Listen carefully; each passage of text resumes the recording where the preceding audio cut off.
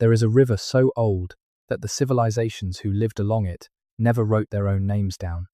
Not because they could not think in symbols, not because they had no need of record, but because the knowledge they carried was encoded into the land itself, into the shape of earthworks you can only read from the sky, into the arrangement of stones that still align with stars your grandparents could name, but you probably cannot, into oral traditions that survived every epidemic and every policy designed to silence them, and yet somehow never made it into the history books your teachers handed you in school.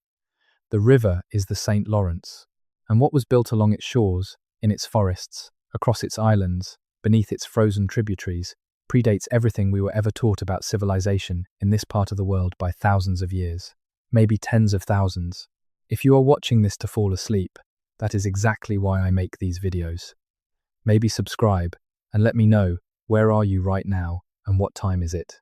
The name Canada comes from the Huron-Wendat word Kanata, which simply meant village or settlement. When Jacques Cartier arrived on the shores of the St.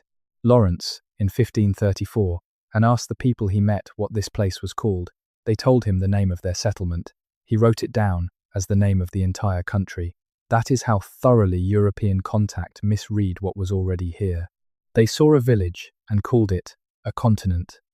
They saw a settlement and decided it was empty. They mapped a landscape that had been carefully and deliberately arranged over centuries, over millennia, and recorded it as wilderness.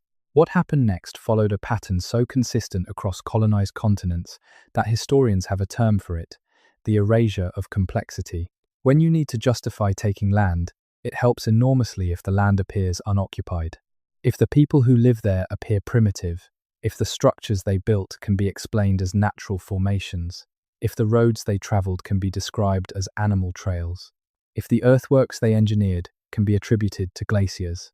Canada in particular became one of the most thorough examples of this erasure anywhere in the world, partly because of the sheer scale of the landscape, partly because epidemic disease arrived ahead of European settlers in many regions and depopulated entire civilizations before anyone with a pen was present to record what existed, and partly because the institutional structures of Canadian archaeology remained, for most of the 20th century, actively resistant to findings that complicated the narrative of an empty land waiting to be claimed.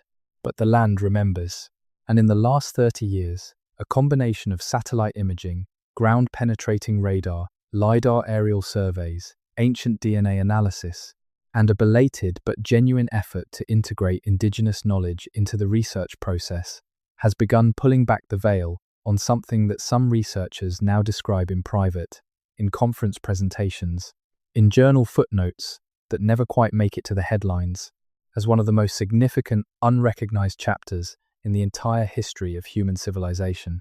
This is the story of what was built in Canada before Europeans arrived, not the simple story of hunter-gatherers moving seasonally through a forest. That story is real, but it is incomplete. This is the story of a civilization, or, more accurately, a network of civilizations, with trade routes spanning thousands of kilometers, with engineering traditions that predate the Roman Empire, with astronomical knowledge embedded in stone arrangements that took decades of careful observation to create, with agricultural systems so sophisticated that they shape the landscape in ways we are still discovering, and with social structures complex enough to coordinate the movement of people and goods across what is now 6 provinces and 3 territories, sustained over centuries without leaving the kind of written administrative record that European scholars trained themselves to look for and could not see without. What they left behind was not invisible, it was everywhere. We just did not know how to read it. The Hudson Bay lowlands cover approximately 374,000 square kilometers of northern Ontario, Manitoba, and Quebec. This is an area slightly larger than Germany. For most of its documented history, this region has been described in Canadian geography textbooks as one of the most inhospitable environments on the continent. Permafrost underlies much of it. The terrain is low, waterlogged, studded with lakes and bogs that make overland travel difficult in any season. The growing season is short. The winters are brutal. Academic consensus, until very recently, held that this landscape was thinly populated before European contact, visited seasonally by small groups of Cree and Assiniboine people following game and fish. but never home to anything that could be called permanent occupation in any meaningful sense. That consensus has been quietly unraveling for years. The first serious challenge came not from an archaeologist, but from a geographer at the University of Manitoba named Dr. Harold Chen, who in 1997 was using early satellite imagery to study drainage patterns across the Hudson Bay lowlands for a hydrological study of peat bog formation. What he found instead, running alongside natural watercourses in several locations in northern Ontario, were geometric features that the drainage patterns alone could not explain. Straight lines, parallel embankments, raised ridges following contours in ways that suggested human design rather than glacial origin. Chen published a cautious note in a hydrological journal. He was not an archaeologist and was careful to say so. He described what he saw as potential anthropogenic features, noted that they deserved investigation, and moved on to his actual research question. The paper was read by approximately 40 people. It generated no follow-up from Canadian archaeological institutions, but another researcher read it, an archaeologist named Dr. Sandra Paquette at the University of Ottawa had spent the better part of a decade studying the Archaic period in Quebec, specifically the transition between what archaeologists call the early Archaic, roughly 8,000 to 6,000 years ago, and the Middle Archaic period that followed. She had been troubled for some time by a persistent anomaly in the archaeological record of the St. Lawrence Valley, a gap, not a gap in time, precisely, but a gap in complexity. The early archaic sites she and her colleagues had excavated showed populations that were mobile, that used a wide toolkit adapted for foraging across diverse ecological zones, that traded obsidian and other materials over distances of several hundred kilometers. Standard hunter-gatherer behavior, sophisticated but not surprising. Then came a period of roughly 1,500 years, centered around 4,000 to 5,000 years ago, from which the St. Lawrence Valley produced almost nothing. Almost no sites, almost no artifacts, almost no evidence of occupation at all. And then, emerging out of that gap, came evidence of something dramatically different. Semi-permanent settlements, more complex social organization, intensive use of specific resource zones, and trade goods appearing in quantities and from distances that implied something much more organized than seasonal foraging bands. Where did the complexity come from? What happened in those 1,500 years? Paquette had been asking that question for a decade. When she read Chen's cautious hydrological note, she started to wonder if part of the answer might lie in a region that Canadian archaeologists had largely written off as archaeologically unproductive. She applied for a small research grant. It was declined. She applied again the following year. It was declined again. On the third attempt, in 2002, she secured enough funding for a 2-week survey of a specific area in the northern Ontario lowlands that Chen's satellite imagery had flagged. She travelled there with 2 graduate students, a GPS unit, and a field notebook. What she found changed the direction of her career. The features Chen had identified from satellite were real. They were not glacial. They were not natural drainage features. They were embankments, carefully constructed ridges of earth ranging from 0.5 meter to nearly 2 meters in height, running in configurations that were unmistakably deliberate. Some of them enclosed areas. Others ran in parallel lines, suggestive of agricultural or garden features. One series of embankments, running for approximately 340 meters along the edge of a shallow lake, created what appeared to be a series of connected pools or enclosures, possibly associated with fish management. There were also mounds, not large mounds in the Cahokia sense, small, carefully shaped oval features ranging from 3 to 8 meters in diameter, clustered in groups of 3 to 12, distributed across a zone roughly 4 kilometers in diameter. Several of them had been partially disturbed by winter frost heave and the seasonal flooding that characterizes the lowland environment. In one of the disturbed mounds, visible in the exposed soil profile, Paquette found charcoal. She collected a sample. The radiocarbon date came back at 4,200 years before present, with a standard deviation of plus or minus 80 years. 4,200 years ago, older than the construction of Stonehenge, older than the pyramids at Giza, in the Hudson Bay lowlands, in a landscape Canadian textbooks had been calling uninhabited wilderness for the better part of a century. Paquette published her findings in the Canadian Journal of Archaeology in 2004. The paper was received with what one of her colleagues later described at a conference in 2011 as studied indifference. There were no follow-up expeditions funded by the major granting bodies. The sites were not added to any provincial heritage registry. The paper was cited in a handful of subsequent studies and then effectively disappeared from the active research conversation. This was not, it should be emphasized, because the findings were dismissed as fraudulent. They were not. The radiocarbon date was not contested. The geometry of the earthworks was not explained away.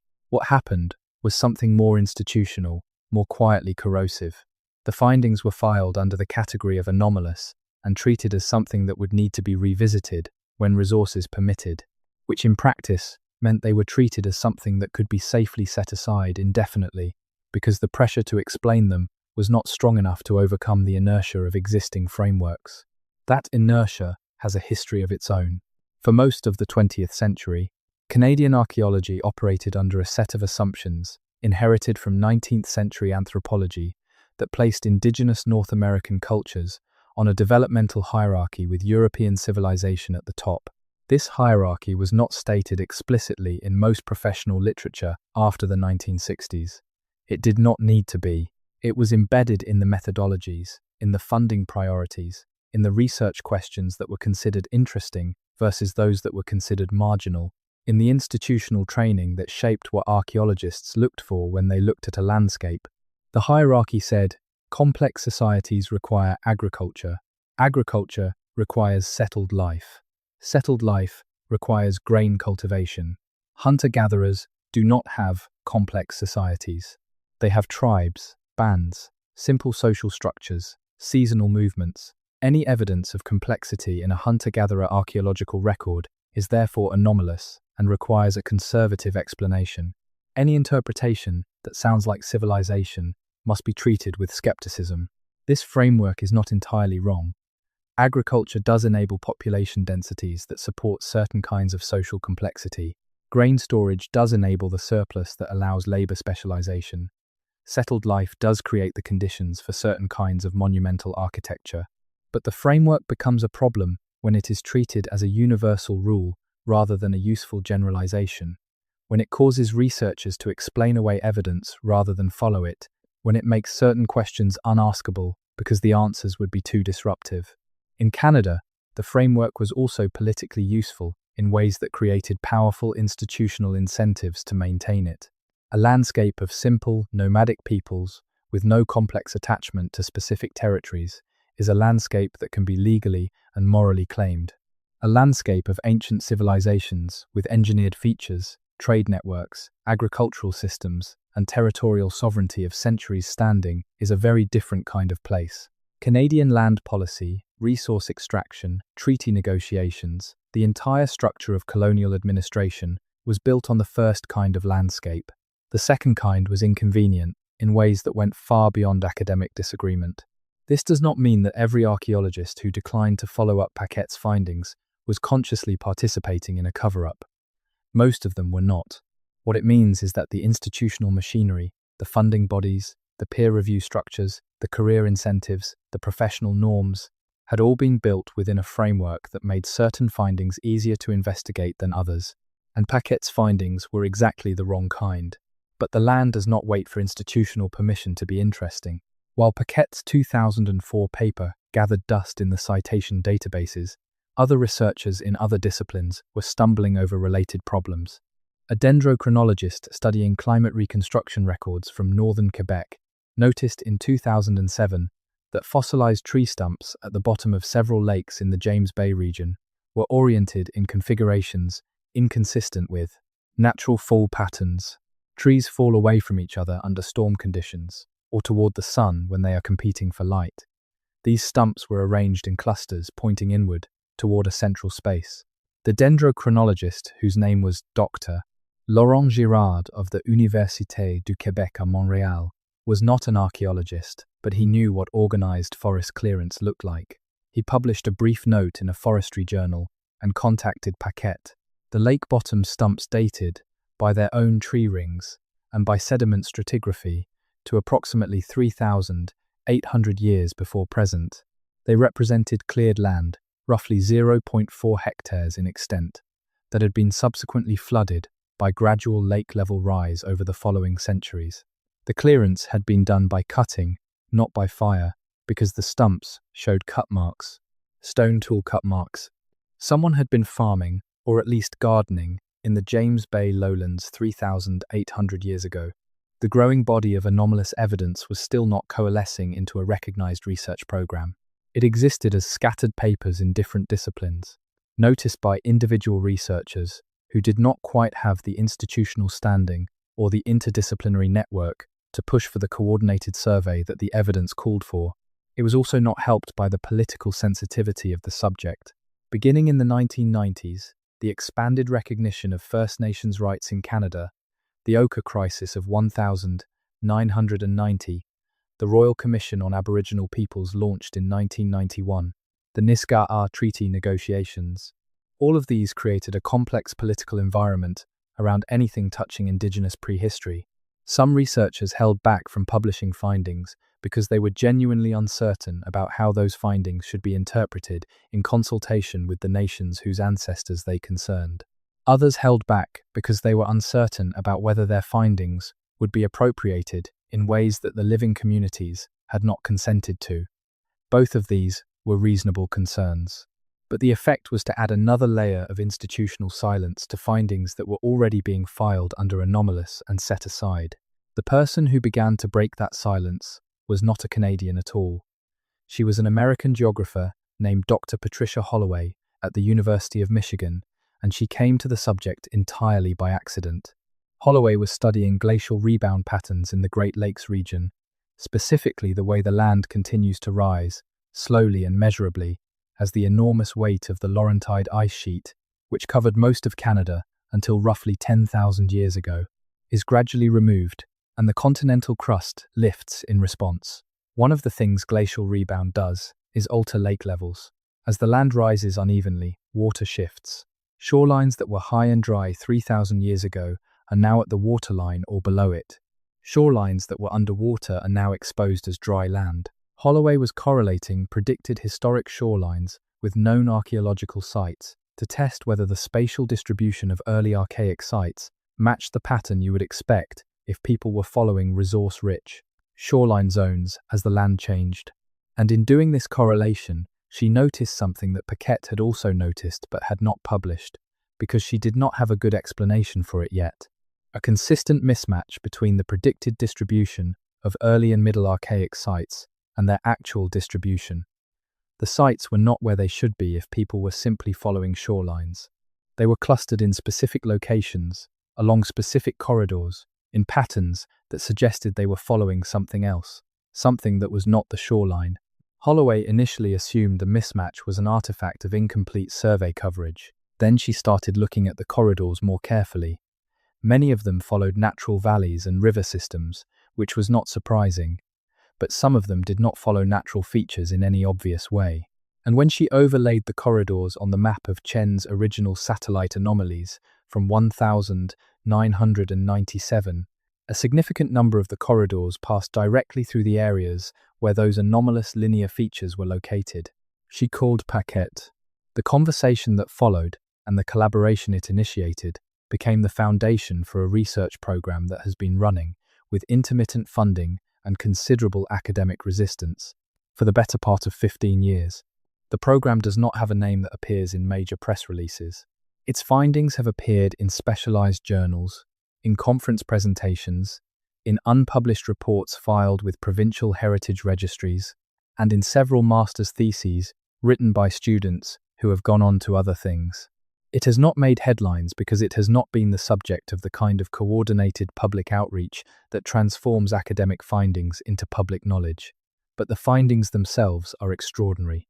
Here is what they have established, carefully, incrementally, with the kind of documentation that meets the standards of peer review in multiple disciplines. There are at least 14 sites in the Hudson Bay and James Bay lowland region that contain earthworks or clear evidence of earthwork construction dating to between 2,500 and 4,500 years before present. These are not random accumulations of sediment. They are deliberate constructions, in several cases involving the movement of tens of thousands of cubic meters of material, They followed design principles consistent with landscape management rather than burial alone, though some of them appear to have funerary associations. They are distributed across a zone of approximately 300,000 square kilometers, which is to say, they are not concentrated in a single locality, but spread across the landscape in a pattern that suggests a society occupying and actively managing a large territory. That territory is connected to the St. Lawrence Valley and the Great Lakes Basin by a series of landscape corridors that were clearly traveled intensively during the same period. The evidence for this comes from artifact distributions, specifically the presence of the same lithic materials, the same style of stone tool manufacture, and later the same copper ornament types, in sites scattered across the entire zone. The distances involved are not trivial. Marine shell from the Atlantic coast appears in sites deep in the interior of Quebec. Copper from the Lake Superior region appears at sites in the James Bay lowlands. Specific types of chert from quarries in Ohio and Illinois appear in sites that are thousands of kilometers from their source. This is not the material culture of isolated bands. This is the evidence of a trade network. And trade networks do not organize themselves. They require management. They require the social infrastructure to sustain trust across distances and time. They require people who know the routes, who can negotiate the protocols for exchange, who can communicate across linguistic barriers, who maintain the relationships that make exchange possible. In every case where archaeologists have found evidence of long-distance trade at this scale, they have found it embedded in social structures of considerable sophistication, including ranked societies, specialist producers, ritual systems that encode social obligations, and political arrangements that guarantee the safety of traders moving through disputed territories.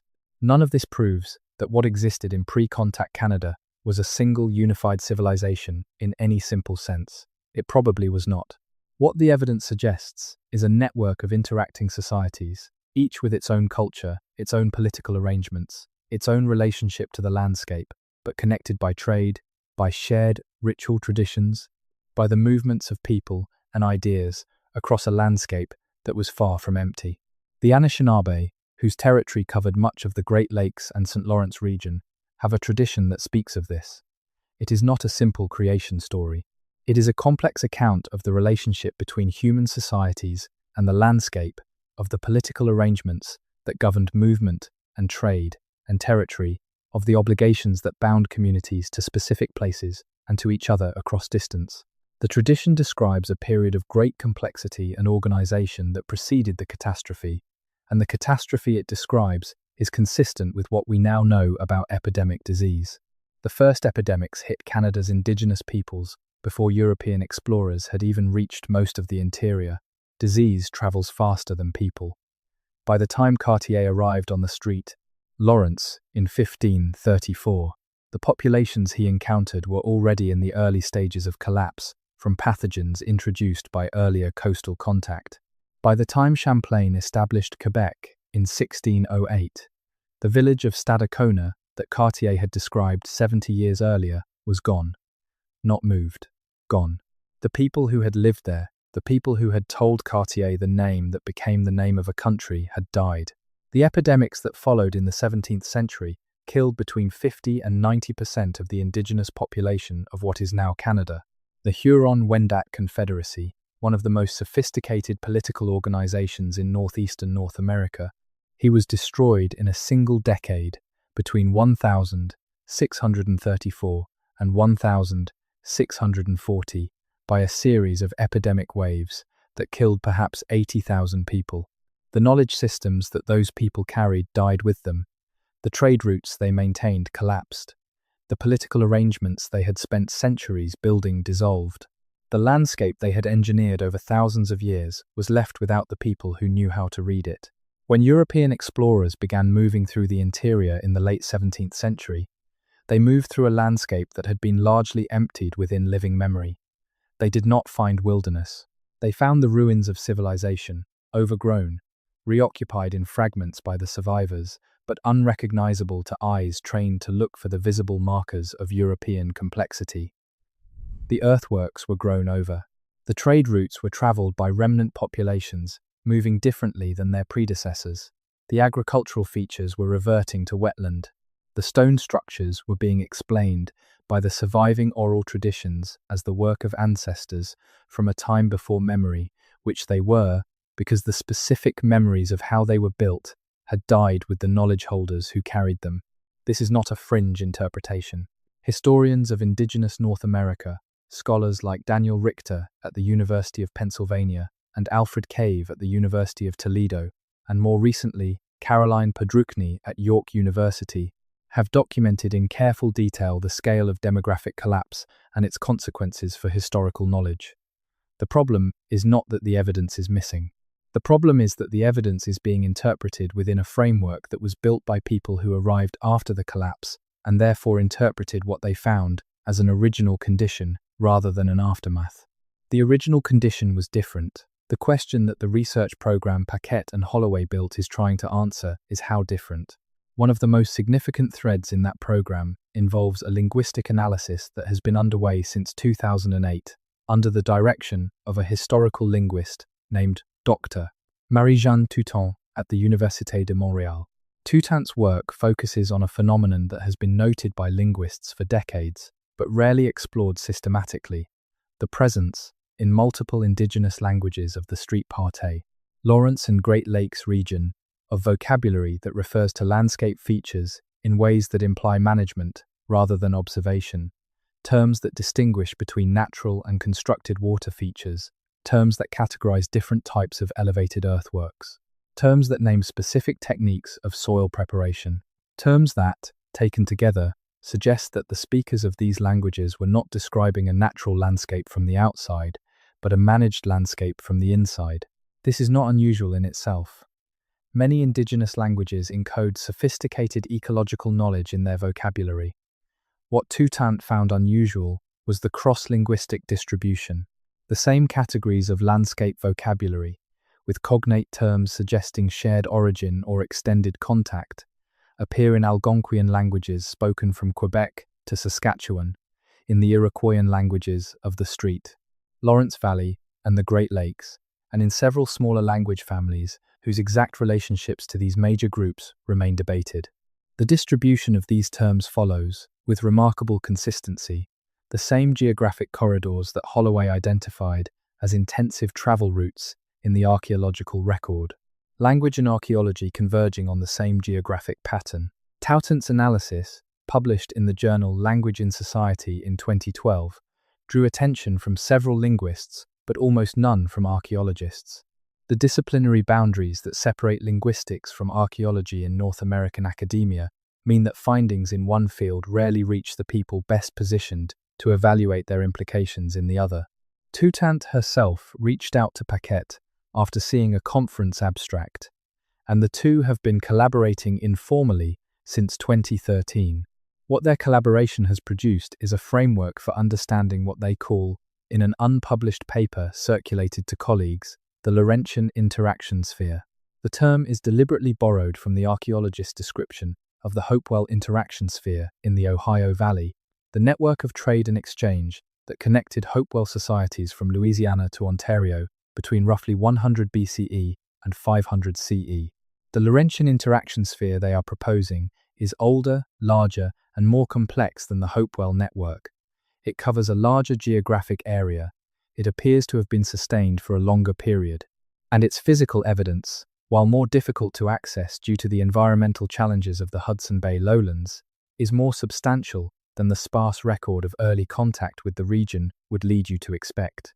The Hopewell interaction sphere is not controversial anymore. It is in the textbooks. Archaeologists accept that, for several centuries around 2,000 years ago, societies across much of the eastern United States were engaged in elaborate exchange of goods, ideas, ritual practices, and people across distances that should have been prohibitive for pre-industrial societies.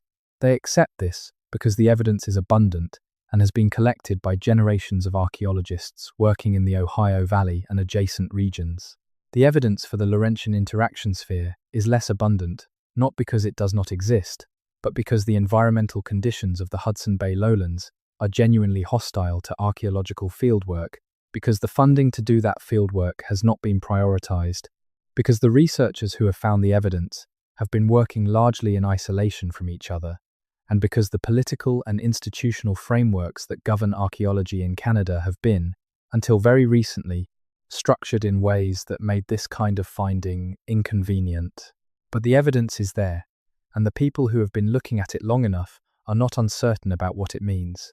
One of the clearest pieces of evidence comes from copper. The Old Copper Complex, a term used by archaeologists to describe the intensive use of native copper from the Lake Superior region that began at least 7,000 years ago and continued for several thousand years, is one of the most sophisticated pre-contact metalworking traditions anywhere in the world. The copper was not smelted. It was worked cold and hot, beaten and annealed into objects of extraordinary precision: spear points, knives, bracelets, beads, ornamental plaques. The technical knowledge required to work native copper into these forms is not trivial. It involves understanding the crystalline structure of the metal, knowing how to prevent it from becoming brittle during cold, working by heating it to specific temperatures, knowing how to join pieces without fusion welding. This knowledge was developed over thousands of years by people in the Great Lakes region, and the products of that knowledge traveled.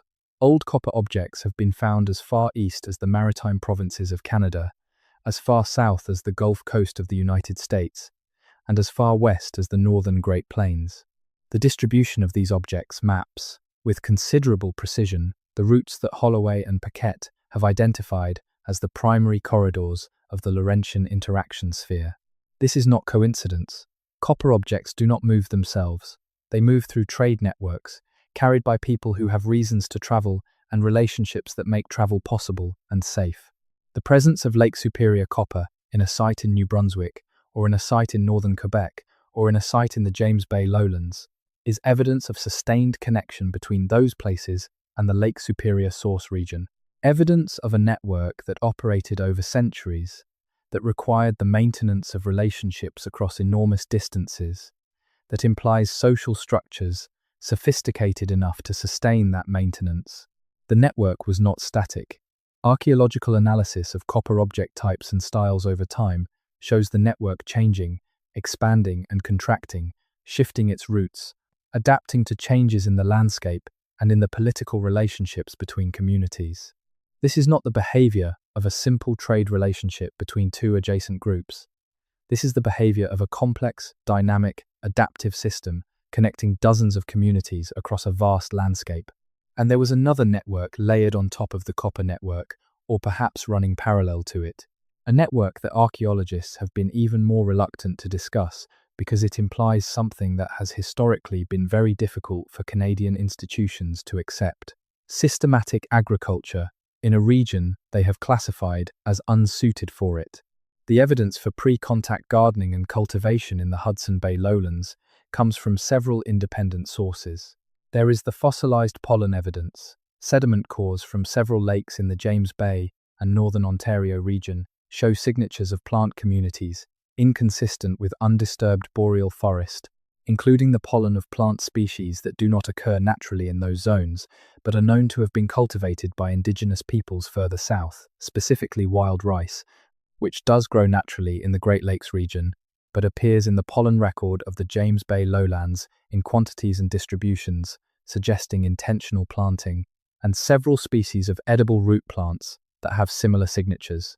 There is also the phytolith evidence. Phytoliths are microscopic silica structures produced by plants as they grow, and they survive in the soil long after the plant itself has decomposed.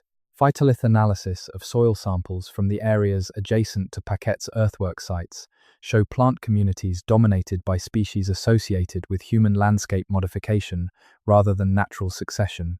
This is consistent with the interpretation that the earthworks were associated with some form of plant cultivation or management, possibly including the management of the wetland plant communities that would have been the most productive food source in the lowland environment. None of this evidence, individually, proves the existence of large-scale agriculture in the Hudson Bay lowlands. But in combination with the earthwork evidence, the copper trade evidence, the linguistic evidence, and the oral tradition evidence, it builds a picture that is difficult to explain within the framework of simple seasonal foraging. The alternative framework, a network of semi-sedentary communities practicing intensive landscape management, connected by long-distance trade, operating across a vast territory for several thousand years, is one that the evidence keeps pointing toward, even as the institutional structures of Canadian archaeology have been slow to follow. There is one more thread that needs to be pulled before we can understand why this story matters as much as it does. And that thread runs not through the Hudson Bay lowlands, but through the archaeology of the St. Lawrence Valley itself, in a region that has been intensively studied for over a century, in a landscape that has produced some of the most important findings in Canadian archaeology, and yet has also produced one of the most persistent and consequential misinterpretations in the history of the discipline. The village that Cartier found on the island where Montreal now stands was called Hochelaga. He described it in his journals as a large, fortified town, surrounded by a wooden palisade containing many large longhouses, populated by a people who practiced agriculture and who governed themselves through a system of leadership that, while he did not fully understand it, was clearly organized and stable. He described the fields around the town, he described the corn storage, he described the political consultation that his arrival prompted. 70 years later, when Champlain arrived, Hochelaga was gone and the island was empty. This disappearance has been called one of the great mysteries of Canadian history, and it has been the subject of considerable speculation. Some historians attribute it to conflict with the Haudenosaunee, the Iroquois Confederacy. Some attribute it to epidemic disease. Some suggest the people moved and became incorporated into other communities further from the river. None of these explanations is impossible. But what is rarely asked, because the framework does not encourage the question, is what Hochelaga itself was the inheritor of, what came before it. How long the St. Lawrence Valley had been supporting the kind of organized agricultural society that Cartier observed. The archaeological answer to that question has been emerging slowly, in fragments, across several decades of research, and the answer is, for a very long time. The earliest evidence of maize cultivation in the St. Lawrence Valley dates to approximately 1,000 years before European contact. But the evidence of intensive landscape management, of deliberate soil preparation, of sustained habitation in specific locations, goes back much further. Site surveys in the 1980s and 1990s along the St. Lawrence and its major tributaries identified numerous locations with occupation deposits going back 3,000 years or more, with evidence of repeated return to the same sites across generations, of the careful maintenance of specific microenvironments around those sites, and of the development of localized ecological knowledge that would have been the product of centuries of sustained occupation. This evidence was published. It was accepted by the archaeological community. It was then mostly filed under the category of late woodland complex hunter-gatherers and not revisited in the context of the much older evidence from the Hudson Bay lowlands to the north, because the conceptual connection between the two bodies of evidence had not been made. The St. Lawrence Valley evidence and the Hudson Bay evidence were being processed by different regional research programs, with different theoretical frameworks, different funding bodies, and different institutional affiliations. Paquette made the connection in a paper she submitted to the Canadian Journal of Archaeology in 2015. The paper argued that the St. Lawrence Valley occupation sequence and the Hudson Bay lowland earthwork evidence should be understood as components of the same regional system, connected by the corridors that Holloway had mapped and linked by the copper trade network that both regions participated in. The paper proposed a timeline for the development of that system that placed its origins at least 4,000 years in the past, possibly older, and traced its evolution through several distinct phases, up to and including the kind of organized agricultural polity that Cartier encountered at Hochelaga in 1534. The paper was rejected by 2 journals before being accepted by a third, and accepted in a significantly reduced form that deleted the most explicit synthetic claims and restricted the argument to the presentation of specific site evidence from the Hudson Bay lowlands. The theoretical framework Paquette had built, the Laurentian interaction sphere concept, and its implications for understanding pre-contact Canadian civilization ended up in the footnotes. But the footnotes are where the real history often lives. In the same year that Paquette's reduced paper appeared in print, a team of researchers at the University of Toronto, working on a completely different problem, published an ancient DNA study that produced findings that landed, quietly, like a stone in still water. The study was examining genetic material from burial sites in the eastern Great Lakes and Upper Street, Lawrence region, comparing ancient genomes to the genomes of modern indigenous peoples of the region to understand population continuity and change across the prehistoric period. What they found, in the genetic record, was evidence of a period of population expansion in the region roughly 4,000 to 3,500 years before present. A period during which the size of the communities in the eastern Great Lakes and St. Lawrence Valley appears to have grown significantly, more significantly than can be explained by natural population growth alone, and a period during which there was an increase in the genetic connectivity between communities across a large geographic area, indicating more intermarriage and movement between communities than had been the case before or would be the case after. This is, in genetic terms, the signature of a network, a connected system of communities in which people were moving, marrying across community lines, maintaining relationships across distance. It is also, precisely, a confirmation of the pattern that Paquette's archaeological evidence and Holloway's landscape evidence and Touton's linguistic evidence had all been independently pointing toward. 4,000 to 3,500 years ago, something was happening in what is now central and eastern Canada that produced a period of population growth, expanded connectivity, increased trade, and the development of landscape management systems that left physical traces still visible in the Hudson Bay lowlands today. Whatever it was complex enough to produce evidence in multiple independent data streams, and significant enough that its traces survived the glacial rebound, the forest succession, the flooding of former shorelines, the epidemic collapse, and the institutional archaeology that was not looking for it. The people who built it did not call themselves a civilization. They did not leave administrative records. They did not build pyramids. They did not write inscriptions in stone that later scholars would recognize as monumental. They built in wood and earthwork and social organization and ecological knowledge and copper ornament and oral tradition.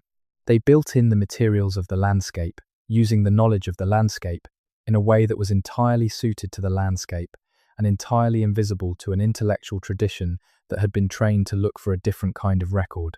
That is the lost civilization beneath Canada. Not lost because it never existed. Lost because we never learned to look for it properly.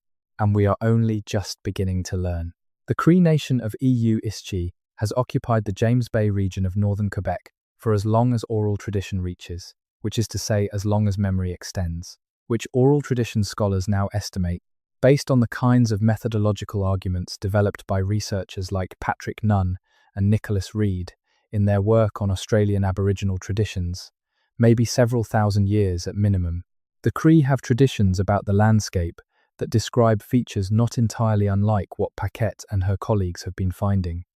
They describe made places, places where the land was shaped by the old ones, places where specific configurations of earthwork and water were understood to have been created rather than grown.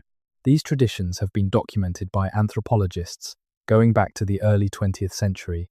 They were not the subject of serious investigation in connection with the archaeological evidence until Paquette and a Cree cultural knowledge holder named Joseph Matches began a formal collaboration in 2010. Matches, who had spent decades documenting the traditional ecological knowledge of Cree elders in the James Bay region, had been aware of Paquette's work from the beginning and had contacted her after reading her 2004 paper. Their collaboration produced, over the following decade, a detailed record of Cree traditional knowledge about specific landscape features in the region that correlated, in ways neither party had anticipated, with the archaeological anomalies Paquette had been identifying. The correlations were not perfect. They were not supposed to be. Traditional knowledge is not a substitute for archaeological survey, any more than archaeological survey is a substitute for the knowledge traditions that encode information about how landscapes have been used and modified by human communities over long periods. What the correlations showed was that the two knowledge systems, one encoded in material culture and preserved in soil and peat, the other encoded in oral tradition and preserved in the memories of living communities, were describing the same landscape from different angles. A specific ridge feature that Paquette had identified as a probable earthwork based on its geometric regularity and its deviation from the expected natural drainage pattern, was described in Cree tradition as a place where the old ones made water move differently. Not a place where water moved in an unusual way due to natural processes. A place where it was made to move differently, by people, deliberately. A cluster of small mounds that matched the pattern of the burial mounds Paquette had dated to 4,000 years before present, was described in Cree tradition as a resting place of the very old ones. A category that matches explained is distinguished in Cree oral tradition from more recent ancestors in ways that suggest genuine deep time rather than simply previous generations. A series of landscape corridors that Holloway had identified as probable travel routes based on the distribution of archaeological sites was described in Cree tradition as old roads, with specific knowledge about where they went, what resources they connected, and what protocols governed their use by different communities. This kind of convergence between archaeological evidence and oral tradition evidence has been documented in other parts of the world. The work of Nunn and Reid on Australian Aboriginal traditions, preserving accurate geological memories of sea level rise, is the most rigorous published example.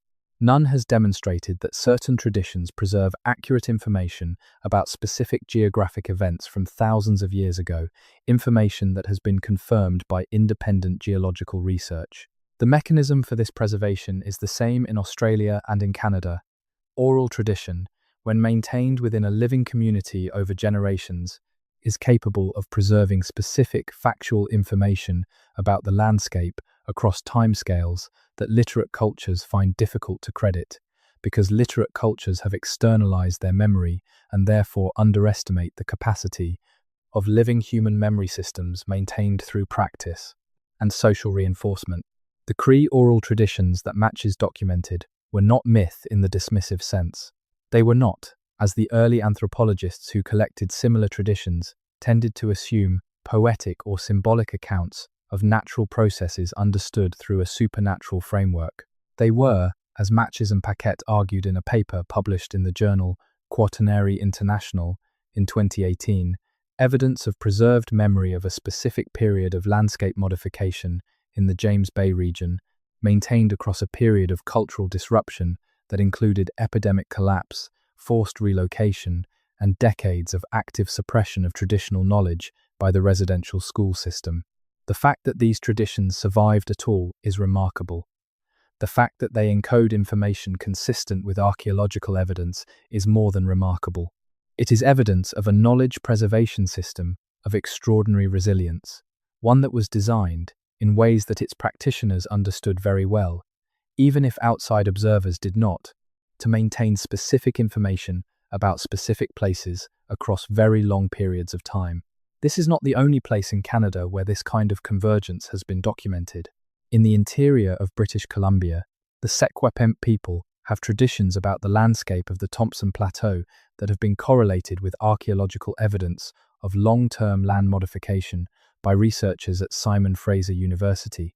In the northern boreal forests of Manitoba and Saskatchewan, Assiniboine traditions about water management features have been correlated with landscape anomalies identified by Geological Survey.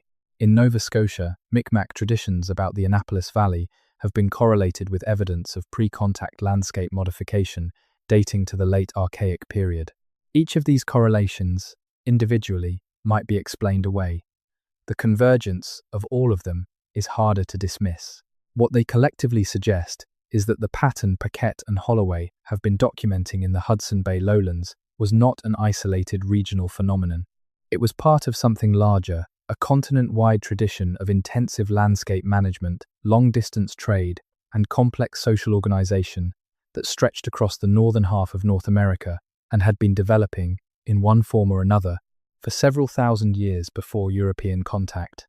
This is not what Canadian history books say. Canadian history books describe a landscape of scattered bands and seasonal migrations, of simple technologies and limited social organization, of peoples fundamentally different from and less sophisticated than the civilizations that were emerging simultaneously in Mesoamerica and the Andes and the river valleys of Eurasia. The landscape described in the books is the landscape the European explorers believed they found. It is not the landscape that the archaeological and linguistic and genetic evidence is increasingly indicating actually existed. The difference between those two landscapes is not a minor academic dispute. It has implications for how we understand the history of human civilization. It has implications for the legal and political status of Indigenous nations in Canada, whose claims to sovereignty and self-determination are grounded in the argument that they are the inheritors of ancient and sophisticated traditions of landscape management and political organization. It has implications for contemporary ecological practice, because the landscape management systems that the evidence is revealing were, by the standards of the evidence, extraordinarily sustainable, maintained over millennia without the kind of environmental degradation that European agricultural practices produced within centuries. And it has implications for something even more fundamental: the story we tell about who we are and how we came to be here.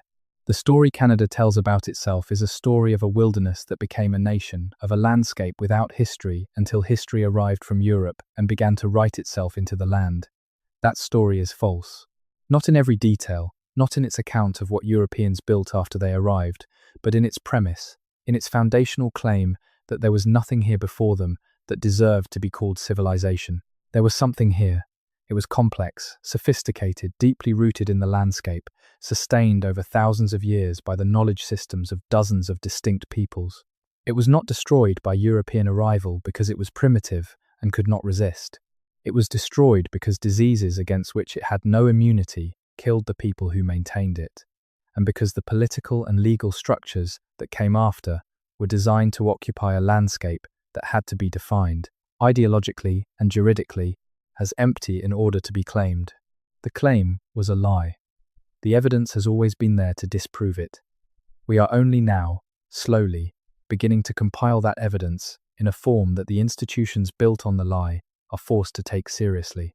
There is a moment in Sandra Paquette's 2004 paper that has stayed with everyone who has read it carefully. At the end of a methodological discussion about the challenges of identifying earthwork features in the waterlogged peat of the Hudson Bay lowlands, she pauses and writes a single observation that steps slightly outside the technical register of the rest of the paper. She writes that when she was standing on top of one of the ridges she had identified as an earthwork, looking out across the landscape of sedge and shallow lakes and boreal scrub, she had been struck by the recognition that the view from that ridge was not accidental. The ridge itself directed the eye toward a specific gap in the tree line to the northwest, a gap that aligned, on the day she stood there in late August, with the point on the horizon where the sun set, and that, on the morning of the summer solstice, standing on the same ridge, the sun would have risen over a specific low hill to the southeast that was visible from no other point in the immediate landscape. She does not overinterpret this. She notes it as an observation that may or may not be significant, that would need to be investigated with proper archaeoastronomical methodology to be established as anything more than coincidence. But the observation sits there in the paper, this small, carefully worded acknowledgement that the people who built the ridge might have had reasons for building it where they did, that went beyond the purely functional, that they might have been relating their constructed landscape to the larger patterns of the sky in ways that were intentional and meaningful. This is not a unique insight. Indigenous astronomical knowledge across North America is well documented in ethnographic literature. The Blackfoot of the Northern Plains have astronomical traditions embedded in the design of medicine wheels. The Anishinaabe have star knowledge encoded in birchbark scrolls. The Haudenosaunee have ceremonial calendars that track solstices and equinoxes with precision. The idea that the people who built earthworks in the Hudson Bay lowlands might have incorporated astronomical orientations into their constructions is entirely consistent with what we know about the intellectual traditions of the cultures who descended from those builders. But what Paquette's observation suggests, and what the broader research program she has spent 20 years building increasingly supports, is that the astronomical knowledge embedded in the landscape of pre-contact Canada was not a peripheral cultural ornament.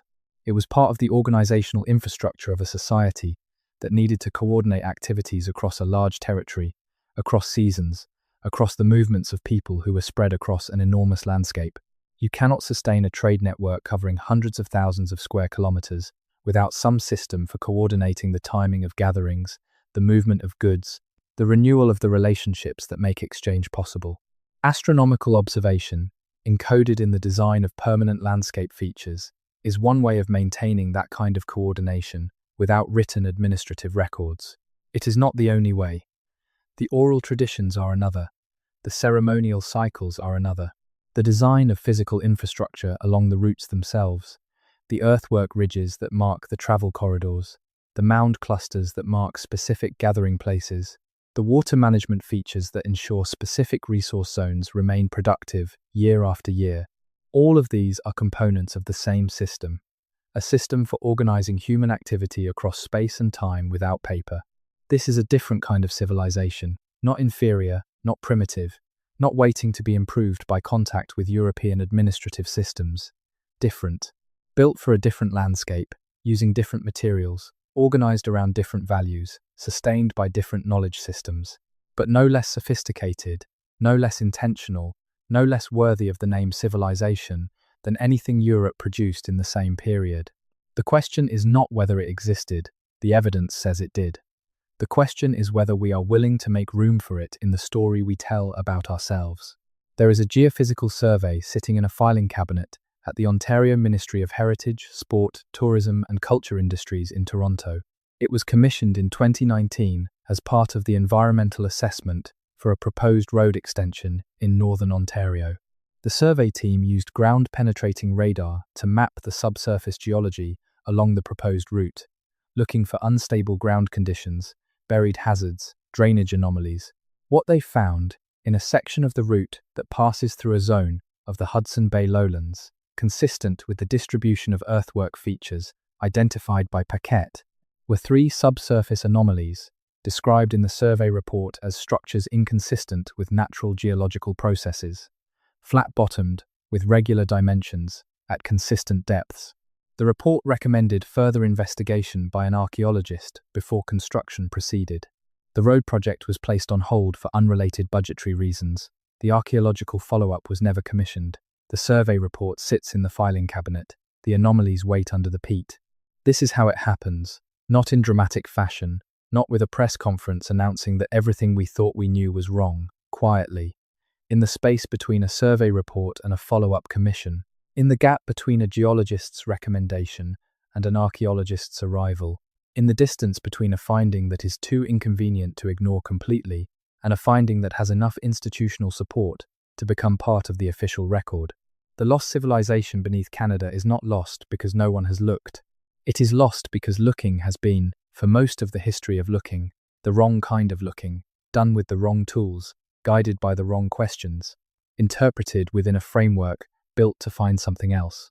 The evidence has been there, accumulating in journal footnotes and filing cabinets and field notebooks and the memories of community knowledge holders for decades. What is beginning to change, slowly, imperfectly, but genuinely, is the framework. The generation of archaeologists now entering the discipline has been trained differently than the generations that came before.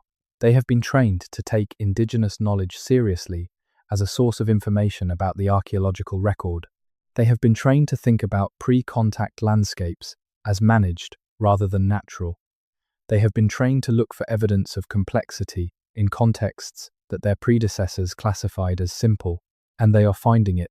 What they are finding is consistent with what the oral traditions have been saying all along, that this landscape, this vast, cold, beautiful, difficult, complicated landscape that eventually became the country called Canada, was not empty. It was full of people and knowledge and organization and relationship and intention, full of civilization in every sense that matters. For thousands of years before a European ship came up the river and someone asked a question and wrote down the wrong answer, the river is still there. The earthworks are still there, under the peat, under the water, under the forest that has grown back over them in the centuries since the people who built them disappeared into the catastrophe of contact. The oral traditions are still there, maintained by communities who survived against extraordinary odds and continue to carry the knowledge of a landscape they have inhabited since before the ice retreated. We are only beginning to listen. There is a kind of archaeology that happens in libraries as much as in the field, and the library archaeology of pre-contact Canada has been producing findings as significant as anything retrieved from the ground. A historian at McGill University working in the archival records of the Jesuit missionaries who operated in New France from the early 17th century, has spent the last decade going through the annual reports that the missionaries sent back to their superiors in Paris, looking not for the religious and political content that most historians mine from these documents, but for the incidental geographical observations that appear in passing, buried in accounts of travel and encounter. The Jesuit relations are an extraordinary archive. They span the years from 1632 to 1673 and describe, in considerable detail, the landscape and peoples of what is now Quebec, Ontario, and the Great Lakes region. They were written by educated men who were often the first European observers of specific places and who had, as a result of their linguistic training, unusually careful habits of observation and record. They are also, inevitably, filtered through assumptions about Indigenous peoples that range from paternalistic to contemptuous. But the geographical observations embedded in them are a different kind of record. They describe what the missionaries actually saw, even when they do not know what they are seeing. The historian, Dr. Gabriel Lefebvre, has been extracting from these documents a catalogue of observations that do not fit the framework of simple hunter-gatherer occupation. Observations of extensive cleared land along river valleys that the missionaries cannot explain as recent agricultural activity. Observations of earthwork features described as walls or mounds or ridges that appear too regular and too extensive to be natural. Observations of networks of waterways that appear modified, deepened, or redirected in ways that suggest management rather than natural formation. Observations of the scale and organization of the indigenous societies the missionaries encountered. Scale and organization that contradicts the assumption of simple band organization at almost every turn. None of these observations was intended to document pre-contact civilization. The missionaries were not thinking in those terms. They were writing travel diaries and conversion reports. But they were writing with the careful attention to detail of trained observers who knew that their superiors would want accurate information about the landscape they were working in. And what they observed, again and again, was a landscape more organized, more deliberately shaped, more intensively managed than any concept of wilderness could accommodate. Lefebvre's catalogue, published as a research monograph by McGill Queen's University Press in 2021, is not widely known outside a small circle of specialists. It should be. It provides documentary evidence from 17th century European observers who had no ideological investment in finding complexity that the landscape of what is now central Canada was, in the period immediately before and during early contact, marked by the physical signatures of long-term organized habitation. The missionaries were not archaeologists. They did not recognize what they were seeing. They described earthworks as strange hills, or old forts, or walls that must have been built by the ancients. They described modified waterways as curious formations. They described cleared landscapes as evidence of past habitation, without drawing conclusions about what kind of habitation or how long it had lasted. But the observations are there, in the documents, preserving information about a landscape that was changing rapidly as the population that had created it collapsed around the observers recording it. Cross-referencing Lefebvre's documentary catalogue with Paquette's archaeological site locations and Holloway's landscape corridor maps produces a picture of unexpected coherence. Many of the features the missionaries described in passing appear to correspond, within the limits of 17th century geographic description, to locations where the modern research has identified earthwork anomalies or landscape modification signatures. The correspondence is not perfect. It could not be, given the imprecision of early colonial geographic description and the difficulty of mapping 17th century location references to modern coordinates. But it is consistent enough to add another independent line of evidence to the argument that the landscape of pre-contact Canada was shaped by human activity to a degree that has never been adequately incorporated into the official story. The official story is not entirely stable. In the past decade, the number of scholars willing to argue publicly for a more complex understanding of pre-contact Canada has grown. The Truth and Reconciliation Commission, which issued its final report in 2015, placed the question of Indigenous history and the misrepresentation of that history at the centre of Canadian public discourse in a way that created new institutional pressures, however imperfect, toward honest engagement with the evidence. The United Nations Declaration on the Rights of Indigenous Peoples, which Canada formally adopted in 2016, includes provisions relating to the right of Indigenous peoples to have their own history recognized and documented on their own terms. These are political and legal frameworks, not archaeological ones, but they have consequences for archaeology. They create space, gradually, for research programs that would previously have been unfundable or professionally risky to pursue. They create incentives for collaborative research between academic institutions and Indigenous communities, of the kind that Paquette and Matches have been doing in the James Bay region for a decade. They make it harder to file findings under anomalous and leave them there without follow-up. The archaeology of pre-contact Canada is changing. It is not changing fast enough. The funding is still inadequate. The institutional frameworks are still largely built around the assumptions they were built to serve. The research programs that are doing the most interesting work are still operating at the margins of the discipline, dependent on the persistence of individual scholars who are willing to ask questions that their institutions do not particularly want them to ask. But the questions are being asked, and the landscape is answering. There is one final thread that needs to be followed, because it connects the pre-contact evidence to something that the archaeological record alone cannot fully capture: the relationship between the civilization that existed in Canada before European contact and the civilizations that existed simultaneously to the south and west. The Hopewell interaction sphere, centered on the Ohio Valley, is accepted by mainstream archaeology as one of the most sophisticated pre-contact exchange networks in the eastern half of North America. At its height, between roughly 100 BCE and 400 CE, Hopewell societies were exchanging goods across distances of 2,000 kilometers or more. Lake Superior copper moved south to Ohio and beyond. Gulf Coast marine shells moved north to the Great Lakes. Obsidian from Yellowstone, more than 2,000 kilometers to the west, appeared in Hopewell burial mounds in Ohio. The scale of this exchange implies the maintenance of long-distance relationships of extraordinary stability and complexity. What is less often noted in the mainstream discussion of Hopewell is its northern dimension. The copper that Hopewell societies used in such quantities came from the Lake Superior region. The trade routes by which that copper moved south ran through the same landscape where the Laurentian interaction sphere evidence is concentrated.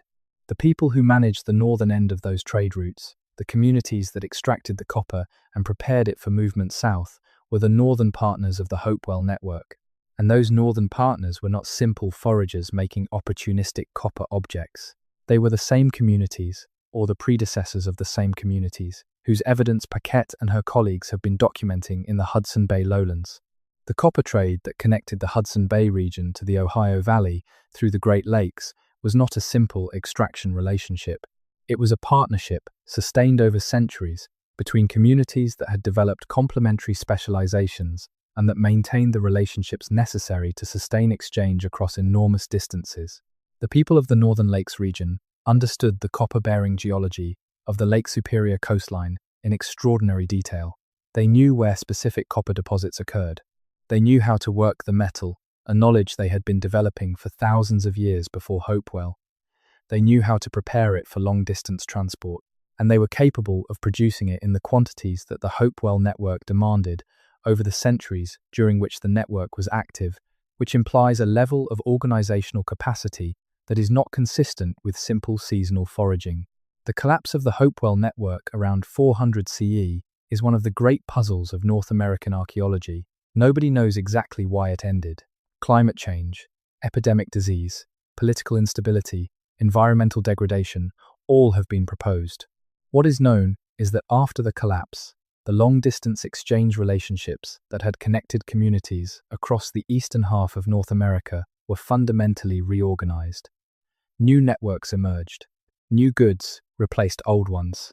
New communities rose to prominence in the exchange landscape, and the Hudson Bay lowlands, which had been a productive northern periphery of the Hopewell system, became a region operating more independently, developing its own regional exchange relationships, maintaining its landscape management traditions without the external demand that the Hopewell copper trade had represented. This is the context within which the later earthwork construction in the Hudson Bay lowlands makes sense. The communities that built those features were not isolated. They were the survivors and successors of a long tradition of organized landscape management and long-distance exchange that had been developing for thousands of years. They were building on knowledge accumulated over generations, in a landscape that their ancestors had been shaping for millennia, within social and political frameworks that were the product of centuries of adaptation to a specific environment. They were, in every meaningful sense, the inheritors of a civilization.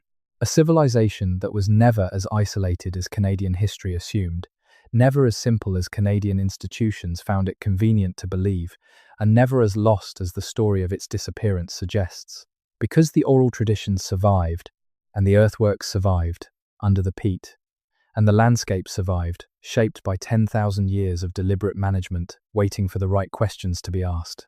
The right questions are being asked, not by everyone, not loudly enough, not with adequate resources or institutional support, but by a growing number of researchers who have looked at the evidence and followed it where it leads, regardless of where that destination fell on the map of what Canadian archaeology had decided was possible. If you have been listening to this and thinking that it sounds like a story you should have been told before, you are right. It is a story that should have been in the curriculum.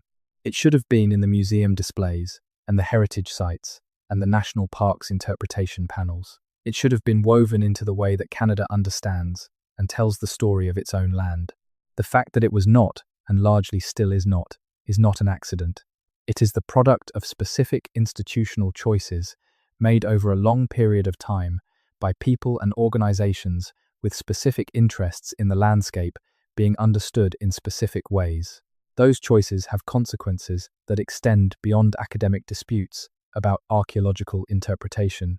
They have consequences for the living communities whose ancestors built the earthworks and maintained the trade networks and shaped the landscape that the research is recovering. Communities who have never stopped knowing that what the history books said about their past was wrong, and who have been saying so, clearly and consistently, for as long as anyone was willing to listen. Canada is a young country, but the land it is built on is very old. And the story of that land, the real story, the one that goes back thousands of years before Cartier came up the river and wrote down the wrong name, is still being recovered, piece by piece, from the peat and the archives and the oral traditions and the patience of people who never stopped looking. This river, the St. Lawrence, carries more history than the books have told you. The forests north of it contain more evidence than the textbooks acknowledge. The people who live in this landscape, who have always lived in this landscape, carry more knowledge than a century of official Canadian history has been willing to recognize. The story is still being written, and it is stranger, older, and more magnificent than anything the official version has made room for. Sleep well, the land remembers what the books forgot. The story does not end at the St. Lawrence. It does not end at the James Bay lowlands. It does not end with the earthwork ridges, or the copper trade, or the Jesuit relations, or the pattern of institutional silence that surrounded the archaeological evidence for decades. To understand what was lost, and why it was lost in the way that it was, you have to go further north and further back. You have to go to the place where the evidence is so old that the frameworks for discussing it have not even been properly built yet. You have to go to the landscape of the Canadian Shield. The Canadian Shield is the geological heart of the continent. It is a vast expanse of Precambrian rock, some of the oldest exposed rock on Earth's surface, covering approximately 8 million square kilometers of central Canada. It underlies most of Quebec, Ontario, Manitoba, Saskatchewan, and the southern portions of Nunavut. It is the remnant of one of the oldest mountain ranges in Earth's history, worn flat by billions of years of erosion and then scoured clean by successive glaciations, the most recent of which retreated roughly 10,000 years ago.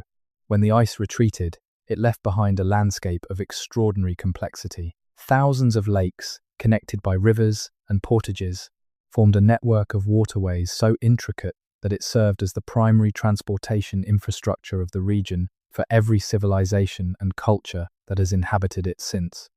The Shield's lakes were not obstacles.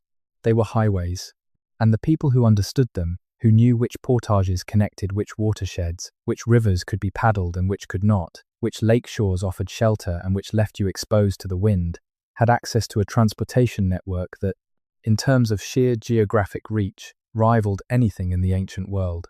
The Anishinaabe mastery of this waterway network is legendary among paddlers and historians of exploration.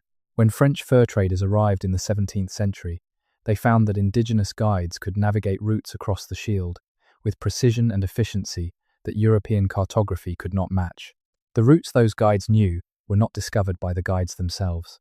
They were inherited. The knowledge of which watersheds connected to which portages were passable in which seasons, which camps offered fresh water and shelter, had been accumulated and refined over generations, over centuries, over millennia. How many millennia? This is a question that Canadian archaeology has been unable to answer with precision, partly because of the environmental conditions of the Shield, and partly because of the assumptions about complexity that have already been described. The Shield's waterways are lined with pictographs, painted images on rock faces above the waterline that combine astronomical and geographic information with ritual or spiritual content in ways that scholars have been debating for over a century. The Ojibwe and other Anishinaabe peoples have traditions about these pictographs that describe them as knowledge systems, repositories of specific information about the landscape, the movements of game, the location of resources, the routes that connect specific places.